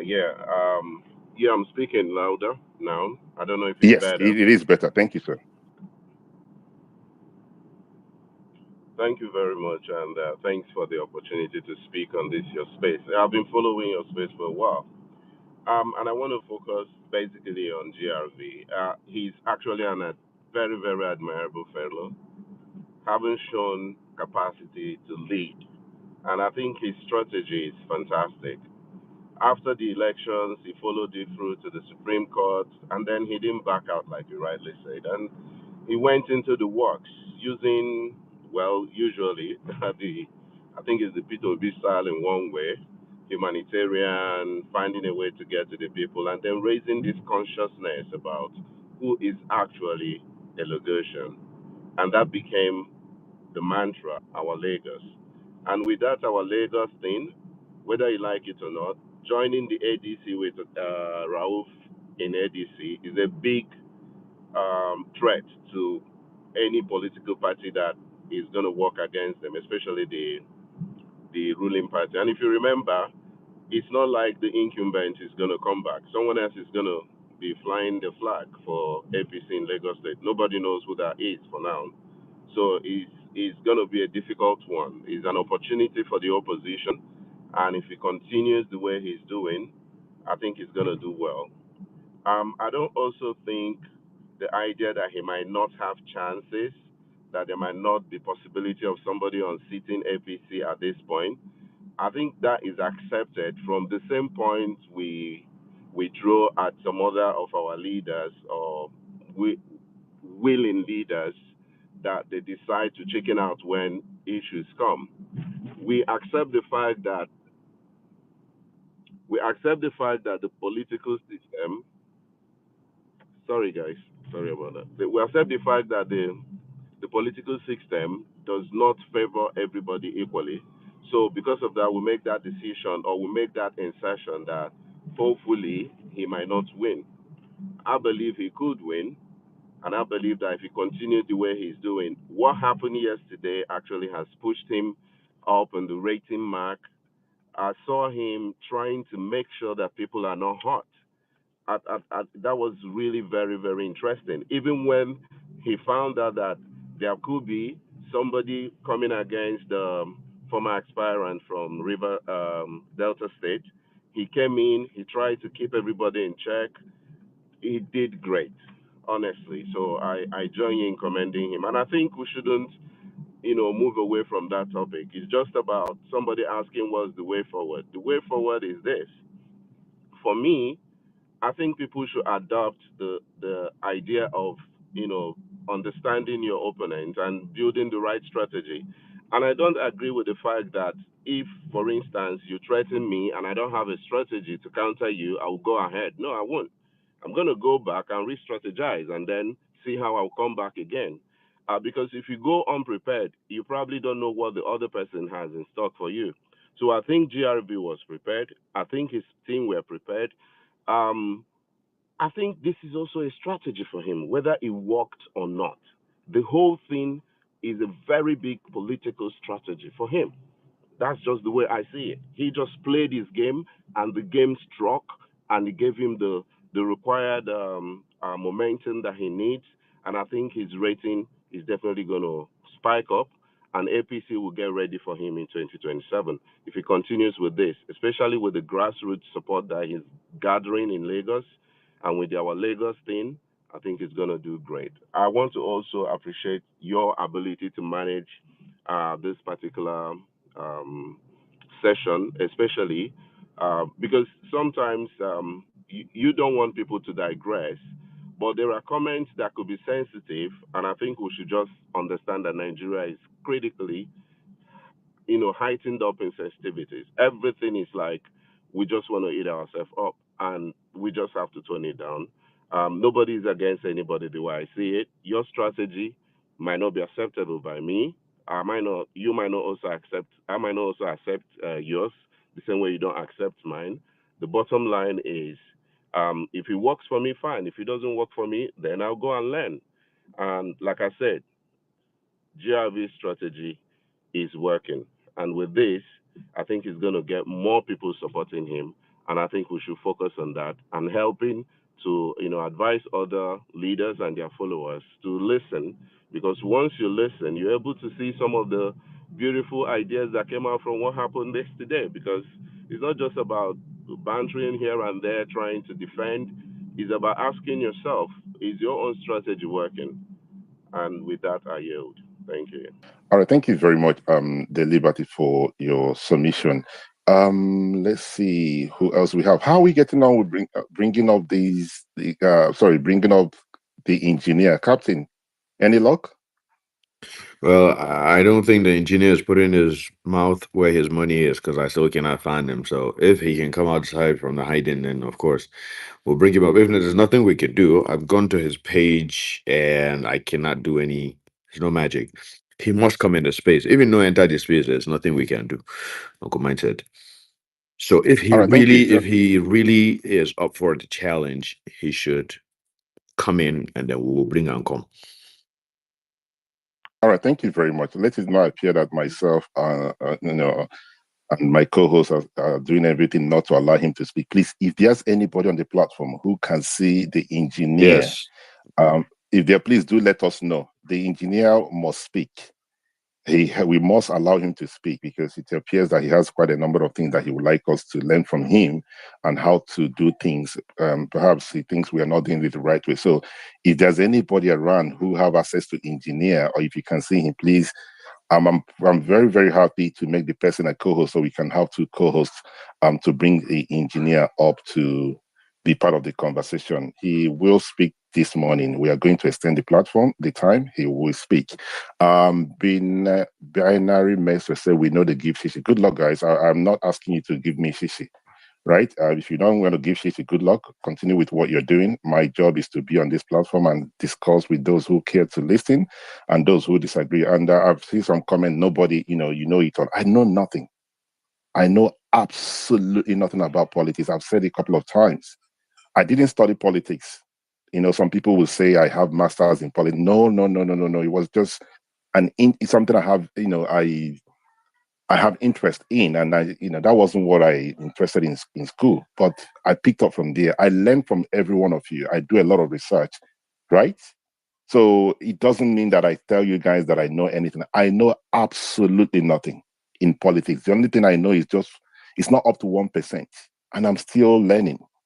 So the things that I say is based on the little experience, that 1% experience, if it's up to 1%, and my research and those that I've interacted with. And sometimes I think, it has to do with intels. So that is the thing. I'm not here to tell you that I know more than every other person. I might be the least I might be the least person on this platform who know anything about politics. But one thing I have is this little platform and I interact. But based on the little I know, I will share. Does that mean I know better than you? Absolutely not. Okay. So on that note, we are still going to find Mr. Engineer. We must bring him up and he must speak. Captain, who else do we have? I think George is back, right? Yes, but Uncle Mike said Nigerian Renaissance project has actually been here for a while. Please, let's not skip. Since I think George's network is not really strong, he keeps dropping and coming back and then dropping. So I think Nigerian Renaissance can go next, and maybe George. All right, then that's fine. Can we help him? I can't see these guys, but since they are here, please can they go ahead? Okay. Thanks a lot, Mr. Mindset, for these opportunities you keep creating for Nigerians to come together and share their thoughts. Our politics has been so horribly polarized that once a person states an opinion, and it could be a very neutral opinion, people jump to making assumptions as to their motives, why they stated that opinion and what they might be driving at.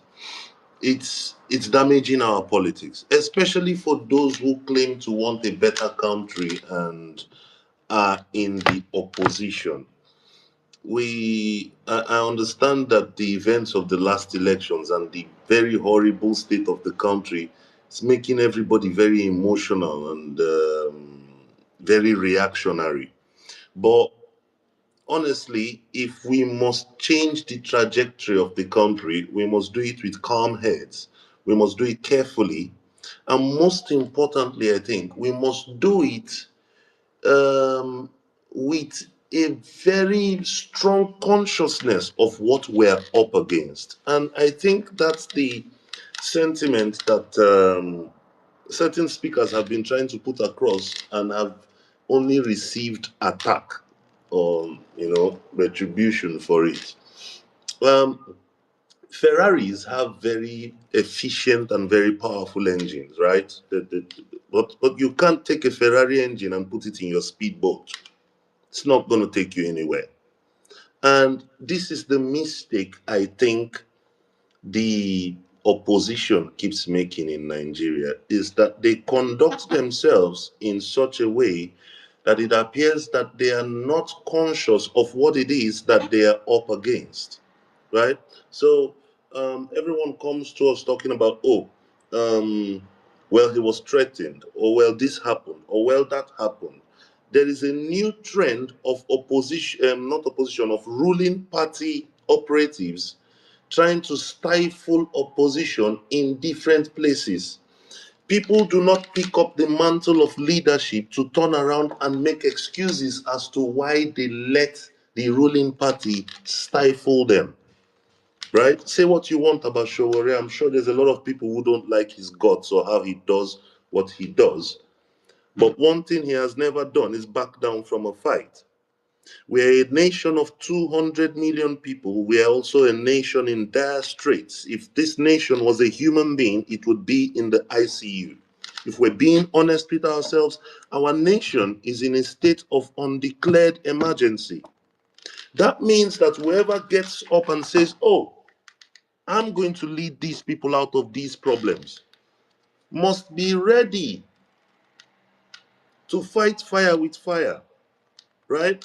Must not turn around and give us excuses as to why what has been happening since 1966 is still happening and they have no clear-cut approach to dealing with it, right? Political thuggery is not new in Nigeria. Political thuggery did not start yesterday, did not even start in 1999, right? So when we purport to deal with our problems, I think we must do it by dealing with those problems exactly the way they are brought to us, right? So if an Aboro comes to you with Aboro problems, You cannot engage him the same way you would engage the economics professor who came to you with economics problems. And I think this is the mistake we continue to make. And we need to change it. And we cannot constantly attack those who call for this change. We cannot constantly ascribe ill intentions to people who point out. I think there's a saying where I come from that the masquerade cannot see its back when it dances, right? So if someone's willing to point out to you to say, Baba, this way they run this matter, no be so they go, right? I think it behoves us to pay attention, to listen, to learn. But instead, what we continue to do is attack and attack and attack. It's become a reflex, and it's an ugly reflex, because guess who doesn't have that reflex? The opposition. The people you're fighting are all united in their mission of keeping you subdued and subjugated. They do not argue among themselves as to how to do it. And they have a laid out method already, right? Now you cannot go to that method and try to approach that method with a system that is completely irrelevant to it.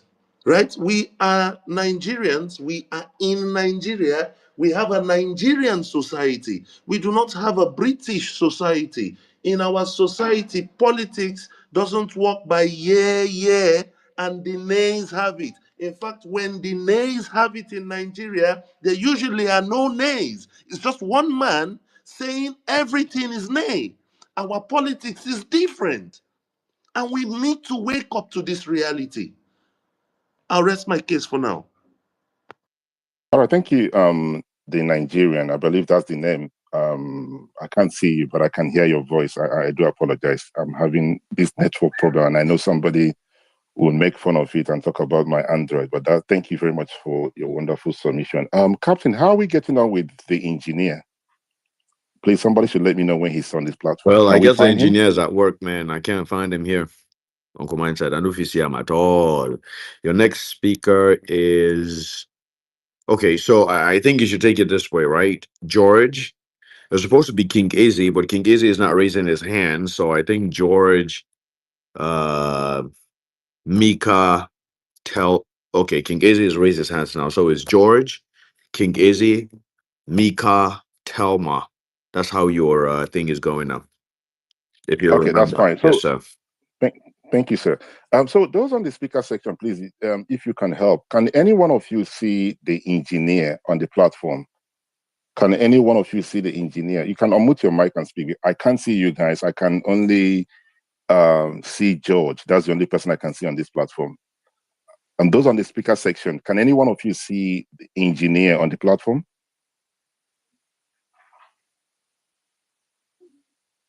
Hello? Hello? Well, me, I can hear Okay. you. I think George should just speak. Uncle Mike said, leave that engineer, I beg. It's okay. Let me. No. I know how this thing works. They would come out. They will come out tomorrow and say, he will come on the comment section that he was not allowed to speak because mindset space, my spaces, I don't allow him to. But I'm going to do my possible best to make sure that he's, we'll give him opportunity Exactly. to speak. We don't try now. You don't try, Uncle Mike said. I don't find them. You find them. We tell people me didn't find them. Everybody they find them. Ain't no show fees. We know if you do anything. All right, now.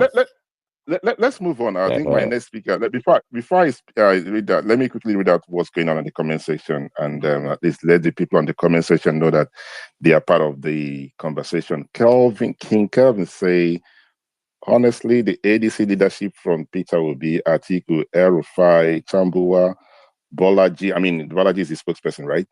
David Mark, Areboshela, and Amechi disappointed us yesterday in Lagos State. How can you leave GRV to himself in an important state like Lagos State? ADC needs to understand the power of numbers. That is from King Kelvin. Thank you, sir. And Binary Maestro said, I think this one is to me, right? He said, can we conclude that you are here on earth for yourself, not for Nigerians, since you have a prize? Your word, not mine. meaning you don't give an F if Nigeria burns. Are you patriotic or opposite? I am here on spaces for myself. What is difficult for you to understand what a consultant is? Did you see an activist on my profile? That would have answered, I mean, that alone answers your question. If you want activists, there are quite a number of them. I am not, and I don't want to be. So I'm here on earth for myself, right? I hope this will be the last comment in regarding whether you want me to come and help you or not. Okay? Because any other comment, I would mute you and then I will pass on the mic to some other person. So we go to George. George, please go ahead, sir. George, please go ahead, sir. Captain, can you All hear right, me? thank you very much, Mindsets. I don't know, the devil is a liar. Each time I try to make my submission, I'm dropped. So I'll be as fast as possible. I want to speak to the issues that was raised for this platform, which is GRV, and how he can make inroads into Lagos. GRV has proven himself, or shown himself rather, to be someone willing to fight the fight. And I know, I feel in my heart, I don't know. I feel in my heart that he can change the narrative, because I don't like the fact that Lagos has been under the thumb of Tinubu since 1999. Now, if you look at using a case study of Tinubu and Peter Obi, why I'm using these two is because Tinubu, when he ran in 1999, he was the underdog. While Funshaw Williams was running the politics for elites, Tinubu was focused on the grassroots, the downtrodden, the forgotten. Funshaw Williams ran with the elites. And as it turned out to be, Funshaw Williams passed away. Tinubu was able to galvanize based on that, and he won. One thing you cannot take away, which is Tinubu's main stand in Lagos, is the fact that he has been able to unify those people that were nothing. We are talking of the thugs, the thieves, the criminals. He was able to bring all of them under an umbrella and give them hope through things like NURTW, Kai as of back then, and even making them local tax collectors. You cannot play you can't play drafts when the game on board is chess. GRV has to look at this thing that is Tinubu's structure. For every structure that a man has, there's an opposition. If you look at this guy that was this man, I've forgotten his name right now, the guy that made inroads through chess and was able to bring people from chess and all that. The people that first raised his hands were the underdogs. I believe that GRV is still playing politics on the elite level. Now, I said a case study between Tinubu and Peter Obi. Why was Peter Obi able to make such inroad in Lagos? It's because he came up with a new narrative. He spoke to issues that were really present in people's minds, and he gave them hope. He gave them a blueprint. So without talking too much, what I feel is that GRV has to play the game of Tinubu for everybody, because there's election on all levels, and there's that political proverb that says that all election is local. He has to look locally first of all. A politician that is not able to get insights on impending problem is not yet ready for running any election or winning any position. He should have gotten the insights that such and such was already planned against him. Hence, what I propose is that leave the elites for now. The elites already know what is good and what is bad. You find people coming on platforms, TV stations, Arise channel. Nigerians are hungry. Nigerians are hungry. Who is actually hungry? Are you talking of the elites or are you talking of the downtrodden? Who actually comes out to vote? Are you talking of the elites or are you talking of the downtrodden? These are people you have to bring under your umbrella. Show them the blueprints, win their trust in a positive way. Promise that you are not going to forget them. Show them a blueprint that includes them and work with this. This is where a lot of the politicians get it wrong. If we are talking about ADC and political parties, these political parties are formed on the basis that most of them are not willing to bring out money. They are not willing to use their powers unless it directly affects them. They will rather let things play. Then at the time it affects them, they will throw their cap in with whoever will booster them the most. Hence, Badebo, as in Lagosian, has to appeal to the heart of Lagos. Lagos, I will not lie to you, is run on Thuggery.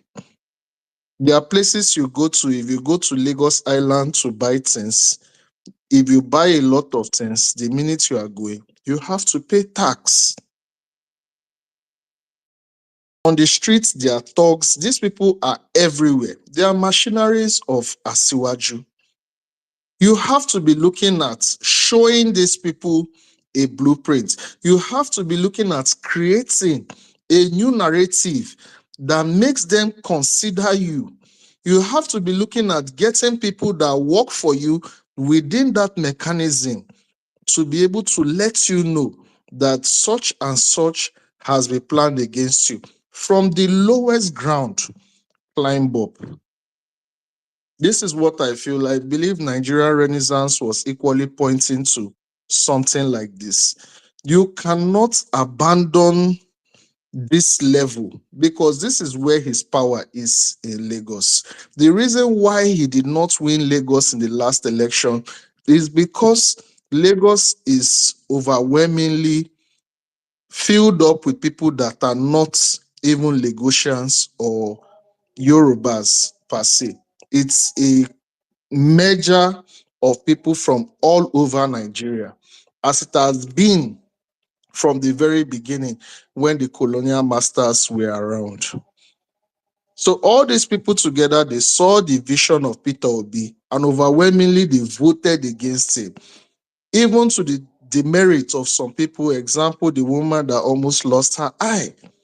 But I'm sorry for this thing. A lot of people won't like it. Please forgive me, but I just have to mention it. Coming out to see that Peter Obi actually won the election and all he could do was cry on TV was a terrible thing. Nobody will come out. That woman that nearly lost one eye will not come out again and say she wants to do the same thing to lose the next eye when the leader will only cry. Hence, all I'm saying is that Gbadebo Vivo needs to play his politics locally. I know he has made inroads with the elites, but these thugs, if you look at what Wike did in Port Harcourt, he took this local government election extremely seriously. PDP, he gave only 3 local government. And the 3 local governments he gave to PDP are his own personal stronghold. The rest he gave to APC, which he still controls. These are the places that Gbadebo needs to focus on. He didn't focus on it during the local government election, which is a loss to him because these people will determine whatever is played out. They have the machinery to galvanize the muscle that will bring out people or rig He has to show his vision to these people. He has to make them know, I'm not about wiping you out. I'm not about pushing you to the back burner. This is what I have for you. He has to indoctrinate those people that feel left behind. People like the El Rufai of those people like the Aregbeshola of those people. He has to bring them under his wings and show them what he has for them. And they will now tell him the real secrets behind how he can move forward. And the politics of I know they give shishi, it cannot work in Nigeria. Politics is an extremely dirty game. Even in the US, you can see where the young boys they try to take over the White House when Trump ran in elections and he lost. So we do not need a saint. For people saying Peter Obi and everything, we really do not need a saint. We need a man that can get things done. Get it done, take it, get it done, and then sacrifice for a continuation. I yield the mic. Thank you very much for allowing me to make my submission. Thank you so much. All right, God thank bless you. Nigeria. Thank you very much, George, for your wonderful submission. Okay, so let me quickly react to some of those things. We're going to round up quickly. I know we have other speakers, but let me now. You said that Badibo needs to play the kind of politics that Bola Ahmed Tinubu played, starting from 1999, right? And he needs to come down. You know, he doesn't really need to work with the airlines. He needs to come down and work with the ordinary Lagosians. I think that's what he did yesterday. Day before yesterday. And because if he's somebody, this is my view on this, right? If he's somebody who only cares about the airline, what would have happened is the moment they ask him, right, that the first place that he hired is not available, and you know, we saw all those policemen and what have you around. As somebody who cares for the airline, he would have thrown in the towel, but he didn't. Now he went ahead and hired the second place, and they still decided that they are not going to allow him, right?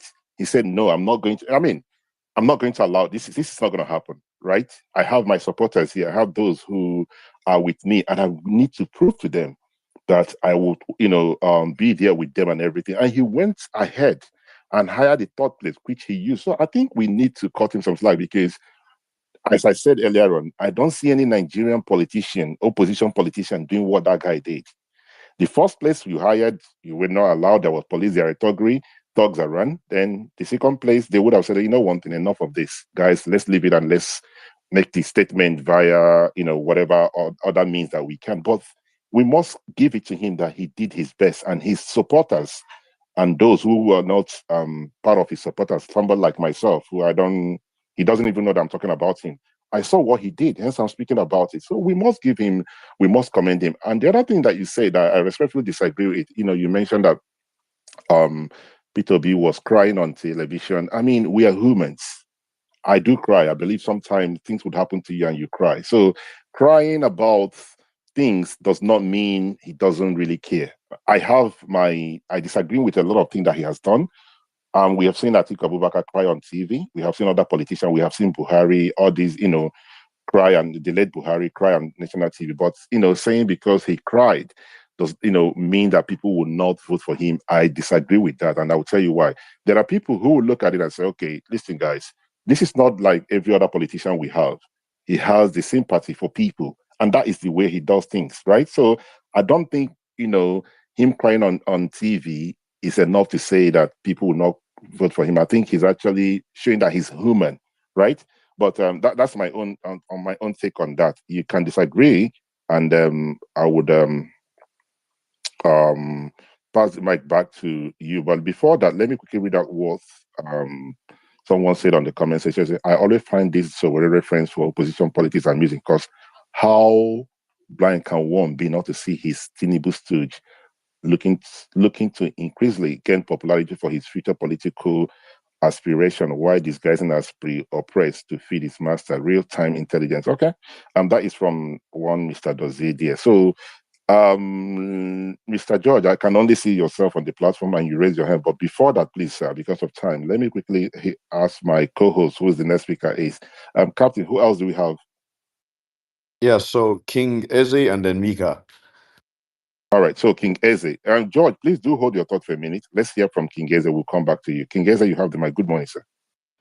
Good morning, sir, Mr. Mindset.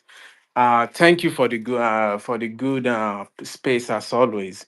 The first thing I want to say, if you would allow me, is that people need to understand that going to stand up against the opposition is always the right thing to do, especially in today's politics. Politics has evolved.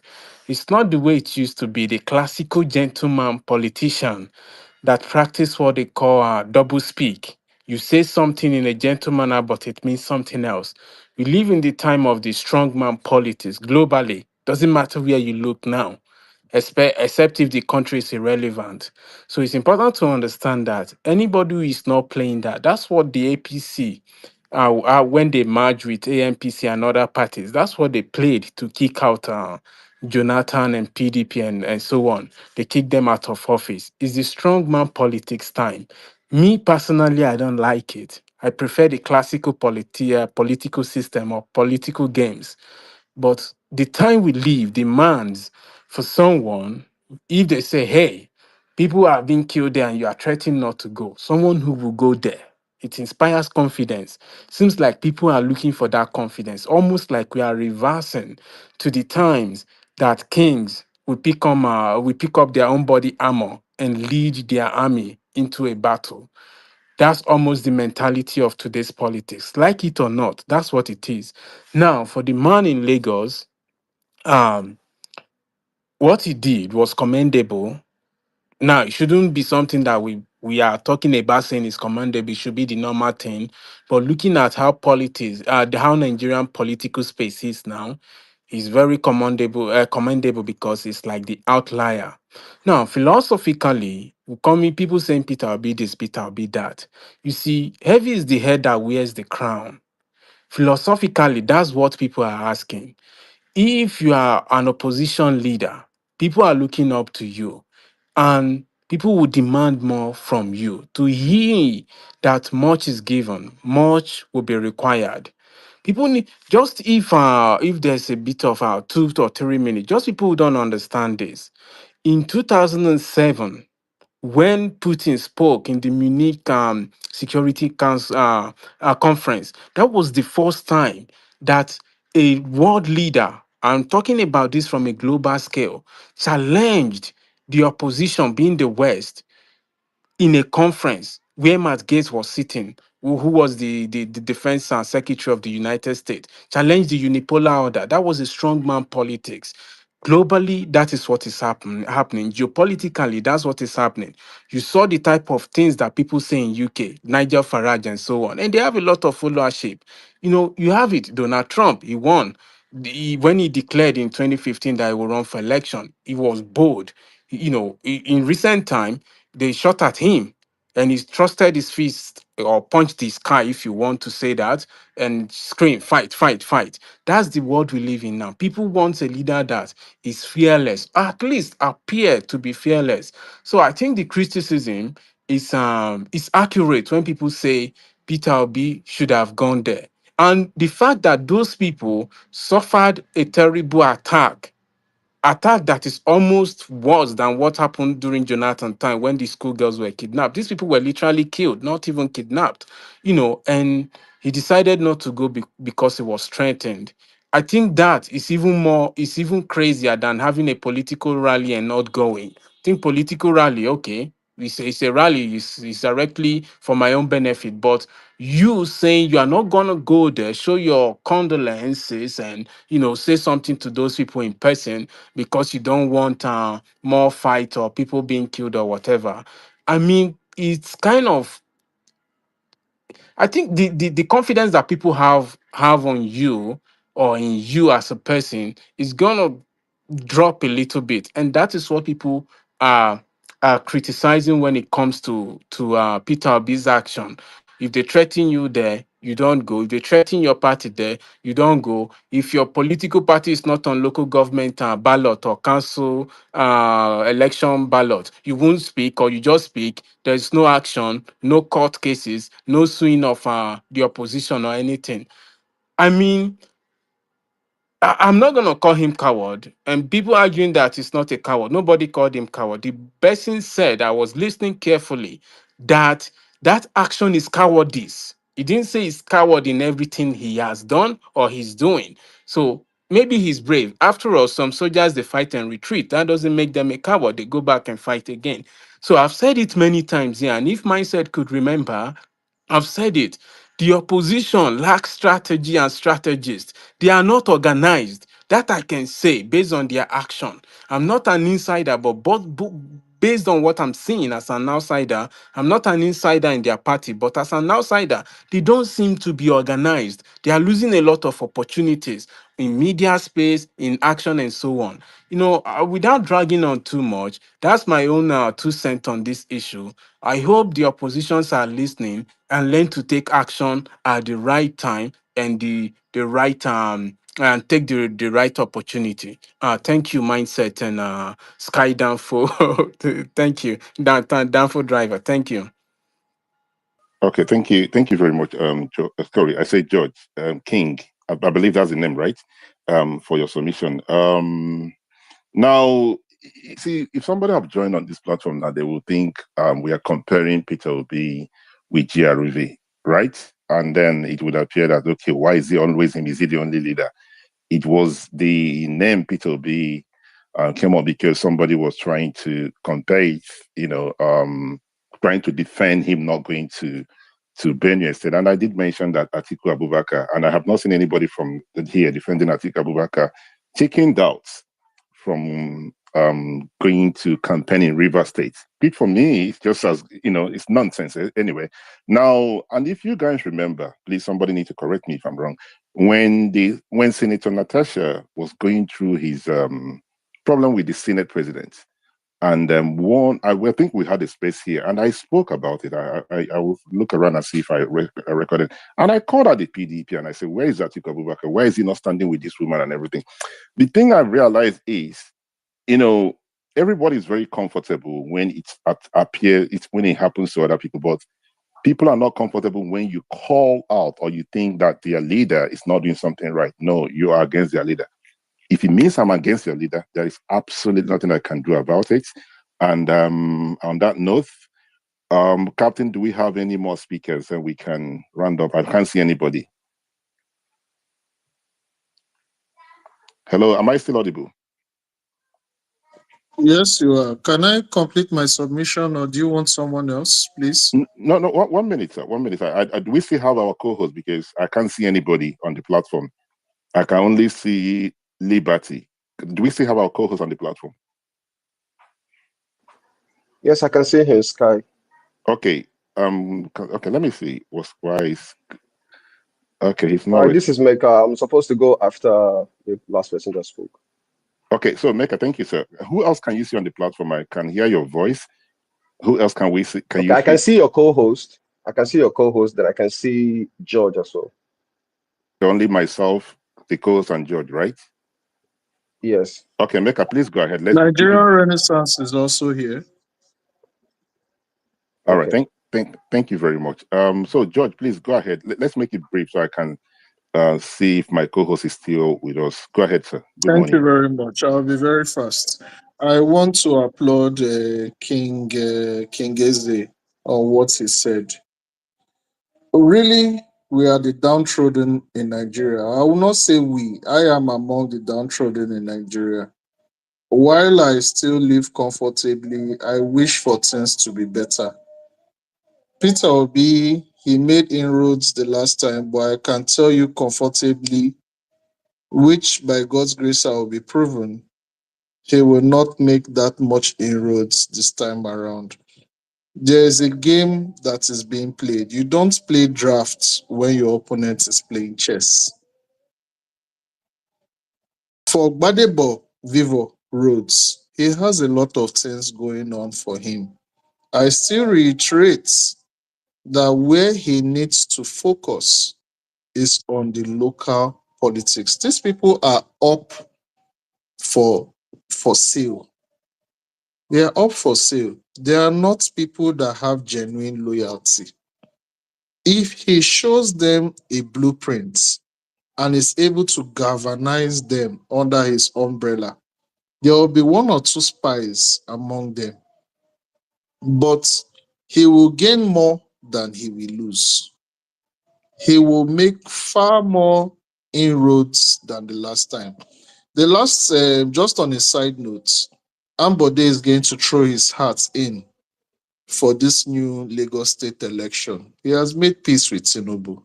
He has one more term to run. He's someone that knows the structure. He knows what Lagos is all about. And if you know what Lagos is all about, because I was born and brought up in Lagos, I'm not a Lagosian and I'm not a Yoruba man, but I was born and brought up in Lagos. Lagos is purely Thuggery. If you come out against the norm, you must be ready for whatever you see. If you're going to vote without being hot, you have to go to a demography whereby there is limitation on all these Thuggery people. I could give you a couple of locations based on that, but then there's no need. He needs to play the politics locally. About ADC backing him, ADC per se is not yet defined. Atiku Abubakar is using ADC as a vehicle to run one more time. And if you look at Atiku's history in running, he doesn't lift a finger till when the primary comes up and he wins it. Even when he joined APC, he did not lift a finger, unlike Bola Tinubu that went around trying to join the protests, trying to galvanize support. He didn't lift a finger.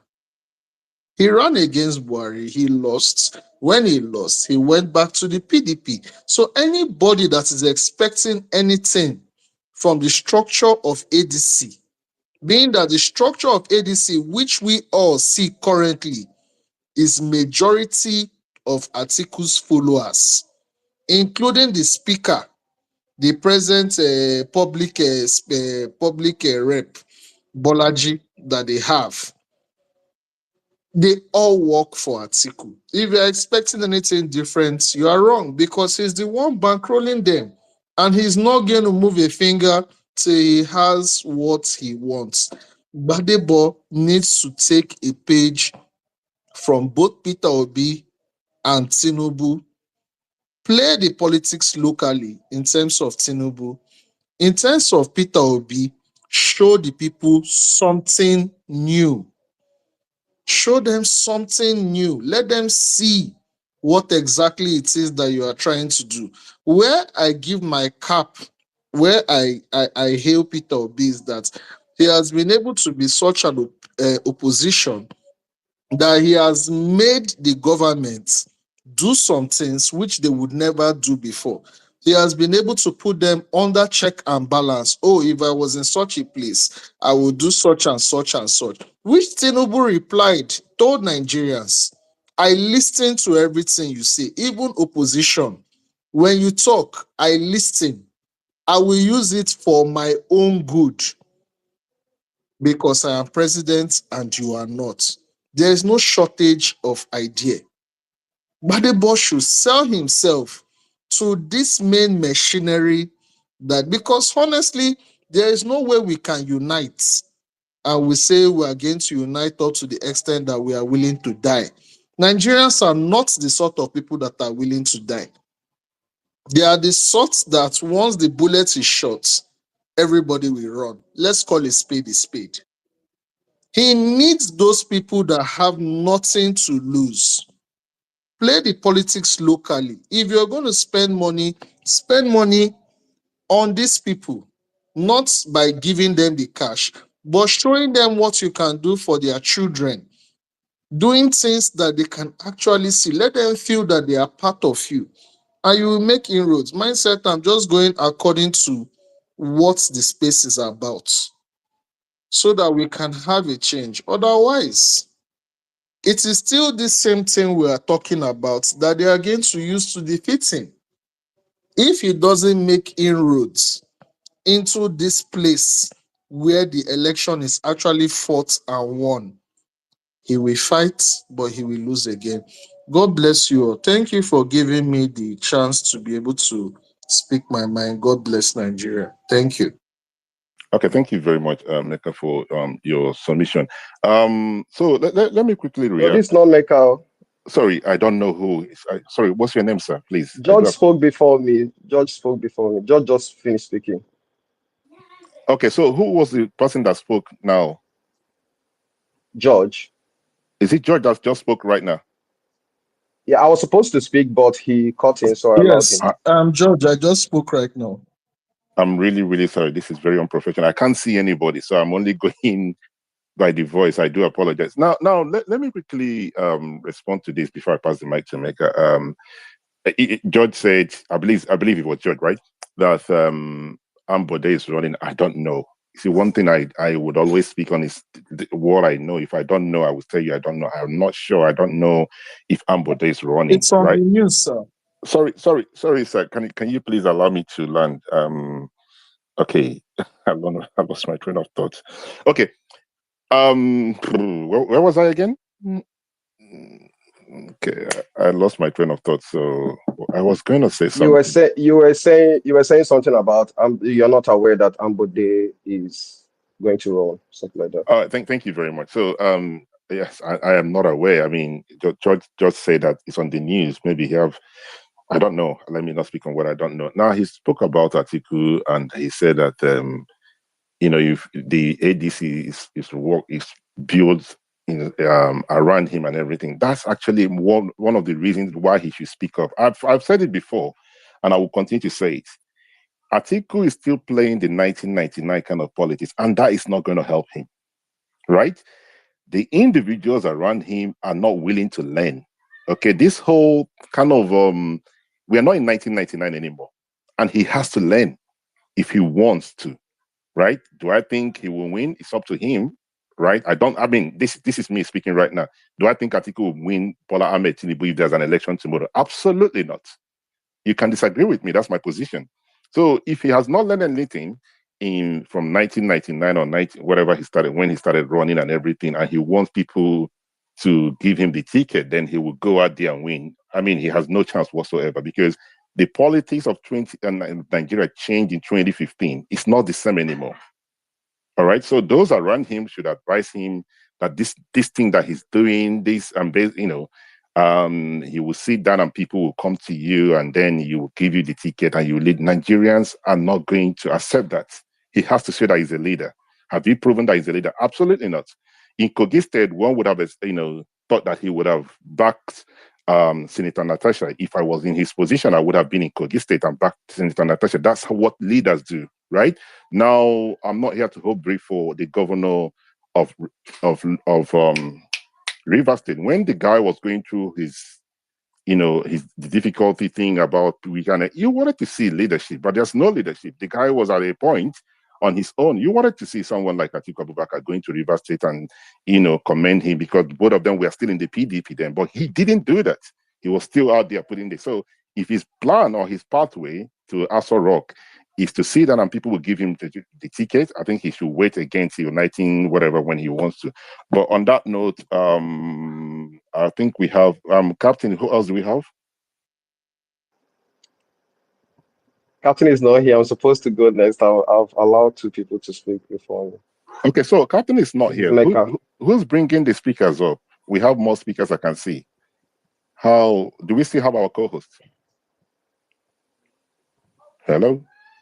He's still here. Captain is still your co-host, but He's he's still not. here. All right. Okay, thank you. Okay, Mecca, please go ahead, sir. You have the mic.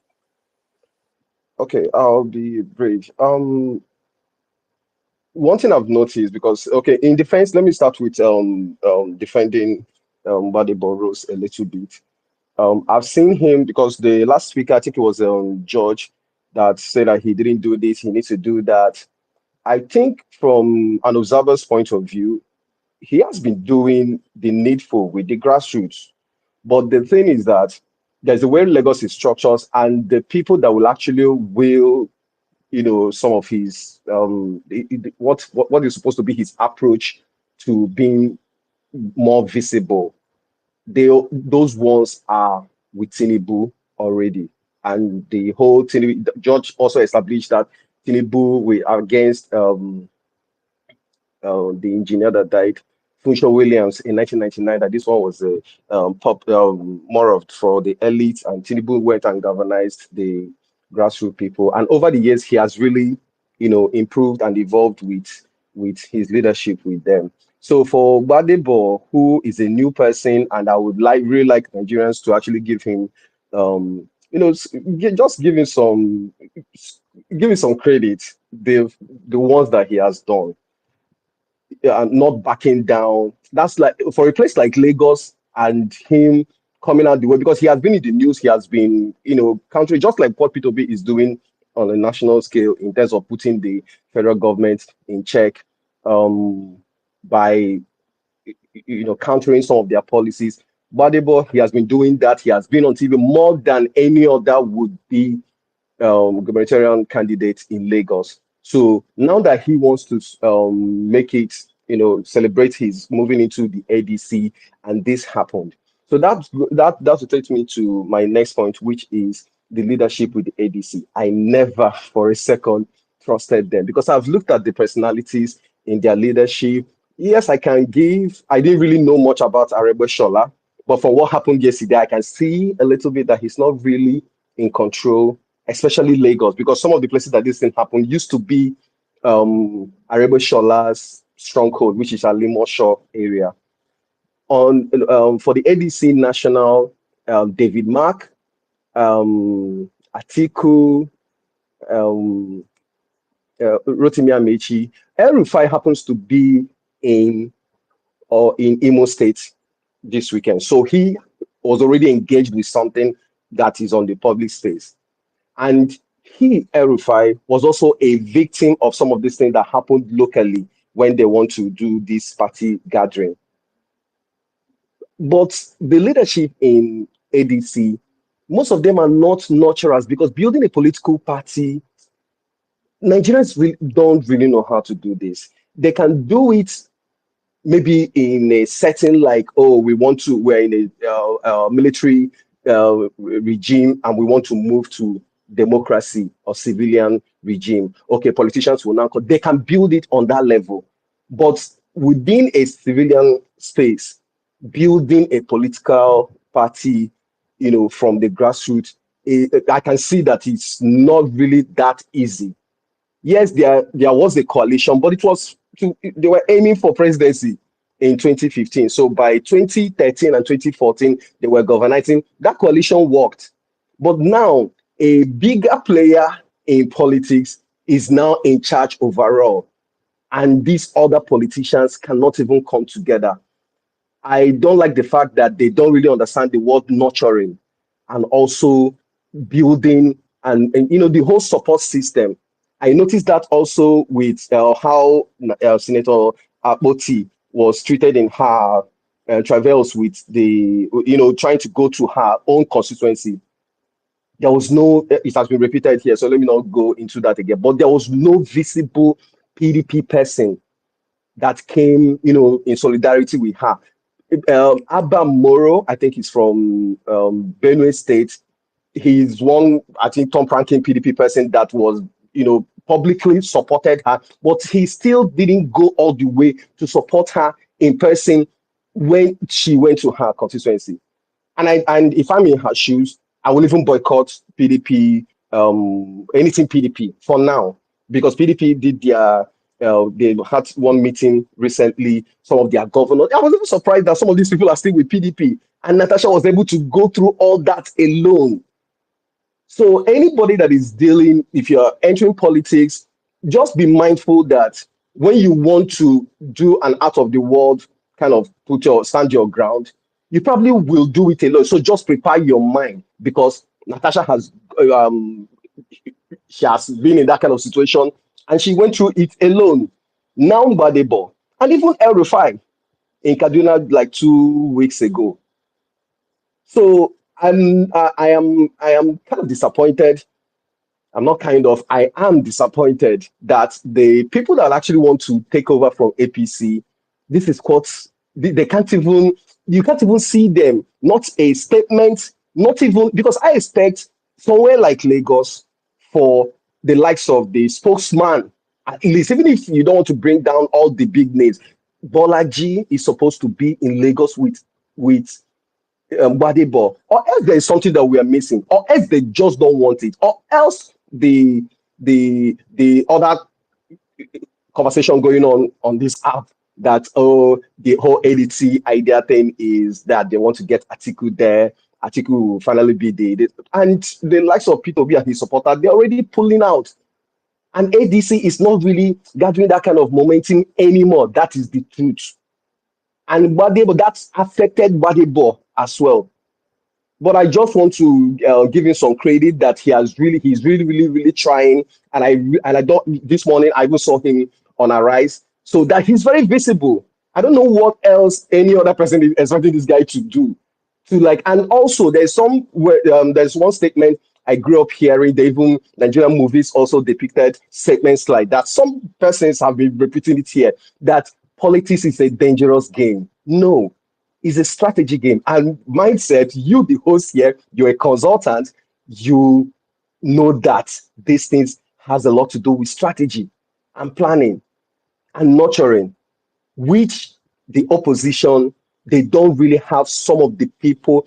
I think PDP used to have people like that, Jerry Gana, and I think this man, I think he's with ADC now. Jerry Gana is still with PDP, but there's one man from Edo State. I've forgotten his name. He used to wear one barret like that.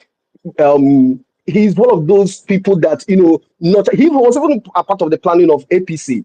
He was part of the planning of the original PDP in 1998. And these people, but the thing is that the times are changing. These guys, they are getting old.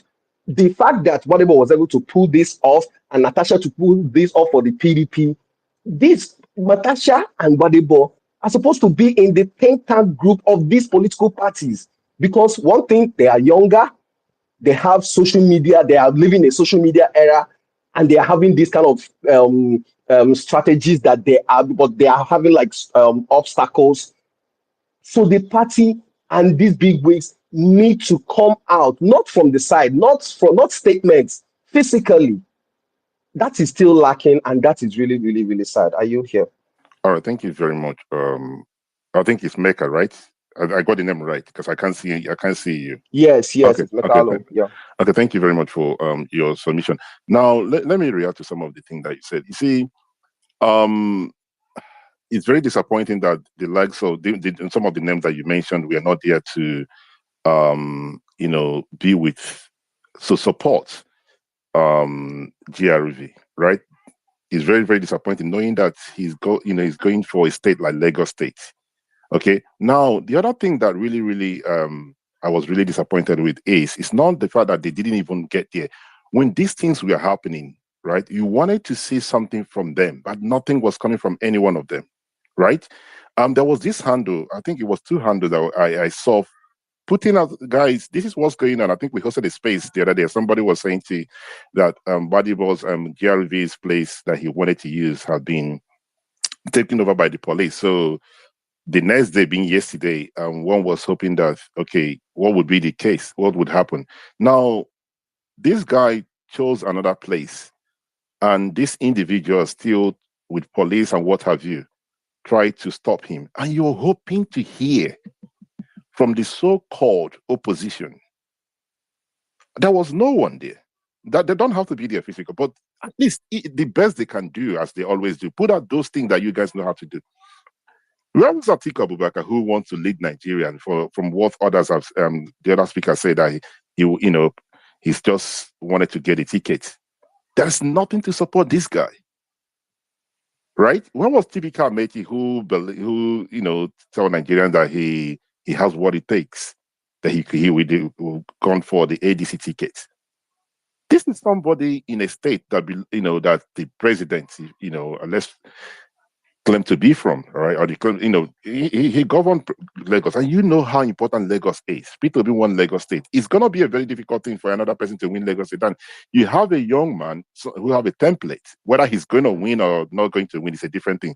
But he's challenging these people in that particular state. And the ADC as a political party did nothing to support this guy. It's very, very shameful. It's very, very shameful. So the idea that they have not put their house in order is just, I'm not going to buy that. But Chibika made, and the idea that Nasu El-Rufai was in Imo State, listen, he could have used that opportunity to say, I listened to some of the speech that he made in the church. Now, he would have used that opportunity to say, look at what's going on in Lagos State. Is that what you guys want? Nobody came out to support him. Nobody came out to support him. And from, just to round up quickly, my way of doing things is that I speak the one I can speak. People will take the ones they want to take and throw the other one in the trash. A lot of people believe politics is all about likes and retweets. That's what worked for them. People believe that the way to win the election is asking Krok or Grok who will be the next president in Nigeria. You can have the numbers. If you don't have the strategy, you will lose. Look at Twitter, or X as it's called right now. APC don't have the numbers on Twitter, but they control a lot of narrative. And you will disagree with me. Let me tell you what they do. They will look at a topic and they will change it. And every one of us, I say us, myself included, right, would now leave the most important thing and start attacking it and amplify it. That is their strategy. They don't have the numbers on X. Those that have the numbers don't know what to do with it. So going back to the topic, it's very disappointing from everything, politically, to see how these guys abandoned that in GRV yesterday. It was very, very sad to see.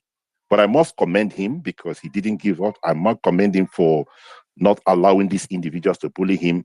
Would that be enough for him to win Lagos State? We'll wait and see. But personally, for me, if there's any person in the opposition who I would say kudos to, who fought, who have decided to fight these people, not physical fight, please hear me out, I would say that person is GRV. The rest of them can continue to where they stopped and hoping that Nigerians will come and do the job that they wanted to do. GRV led because he wanted his supporters to see that he's a leader. I disagree that he's only playing the politics of the elites. No, I disagree. If he's playing politics of elites, he would have, stay in his house the first time they asked him not to come out. But I believe he has a plan, and he wants the people to know that they are with him, and he's with them. And that's exactly what he achieved yesterday. So on that note, I want to thank everyone. My co-host is having problem like myself. I can't see any speaker on the platform. I can't see nothing, nada, right? But I want to thank everyone who has been part of the conversation, right? And hopefully we'll come back some other time. I know the spaces might not suit everybody's narrative. Some people might find some of the comment by myself or the speakers very irritating, but that's what platforms are all about. Okay, we disagree and we agree. But if there's anybody on the speaker section who has not spoken and you're on the speaker section, please do let me know because I can't see anyone. I can't see anything.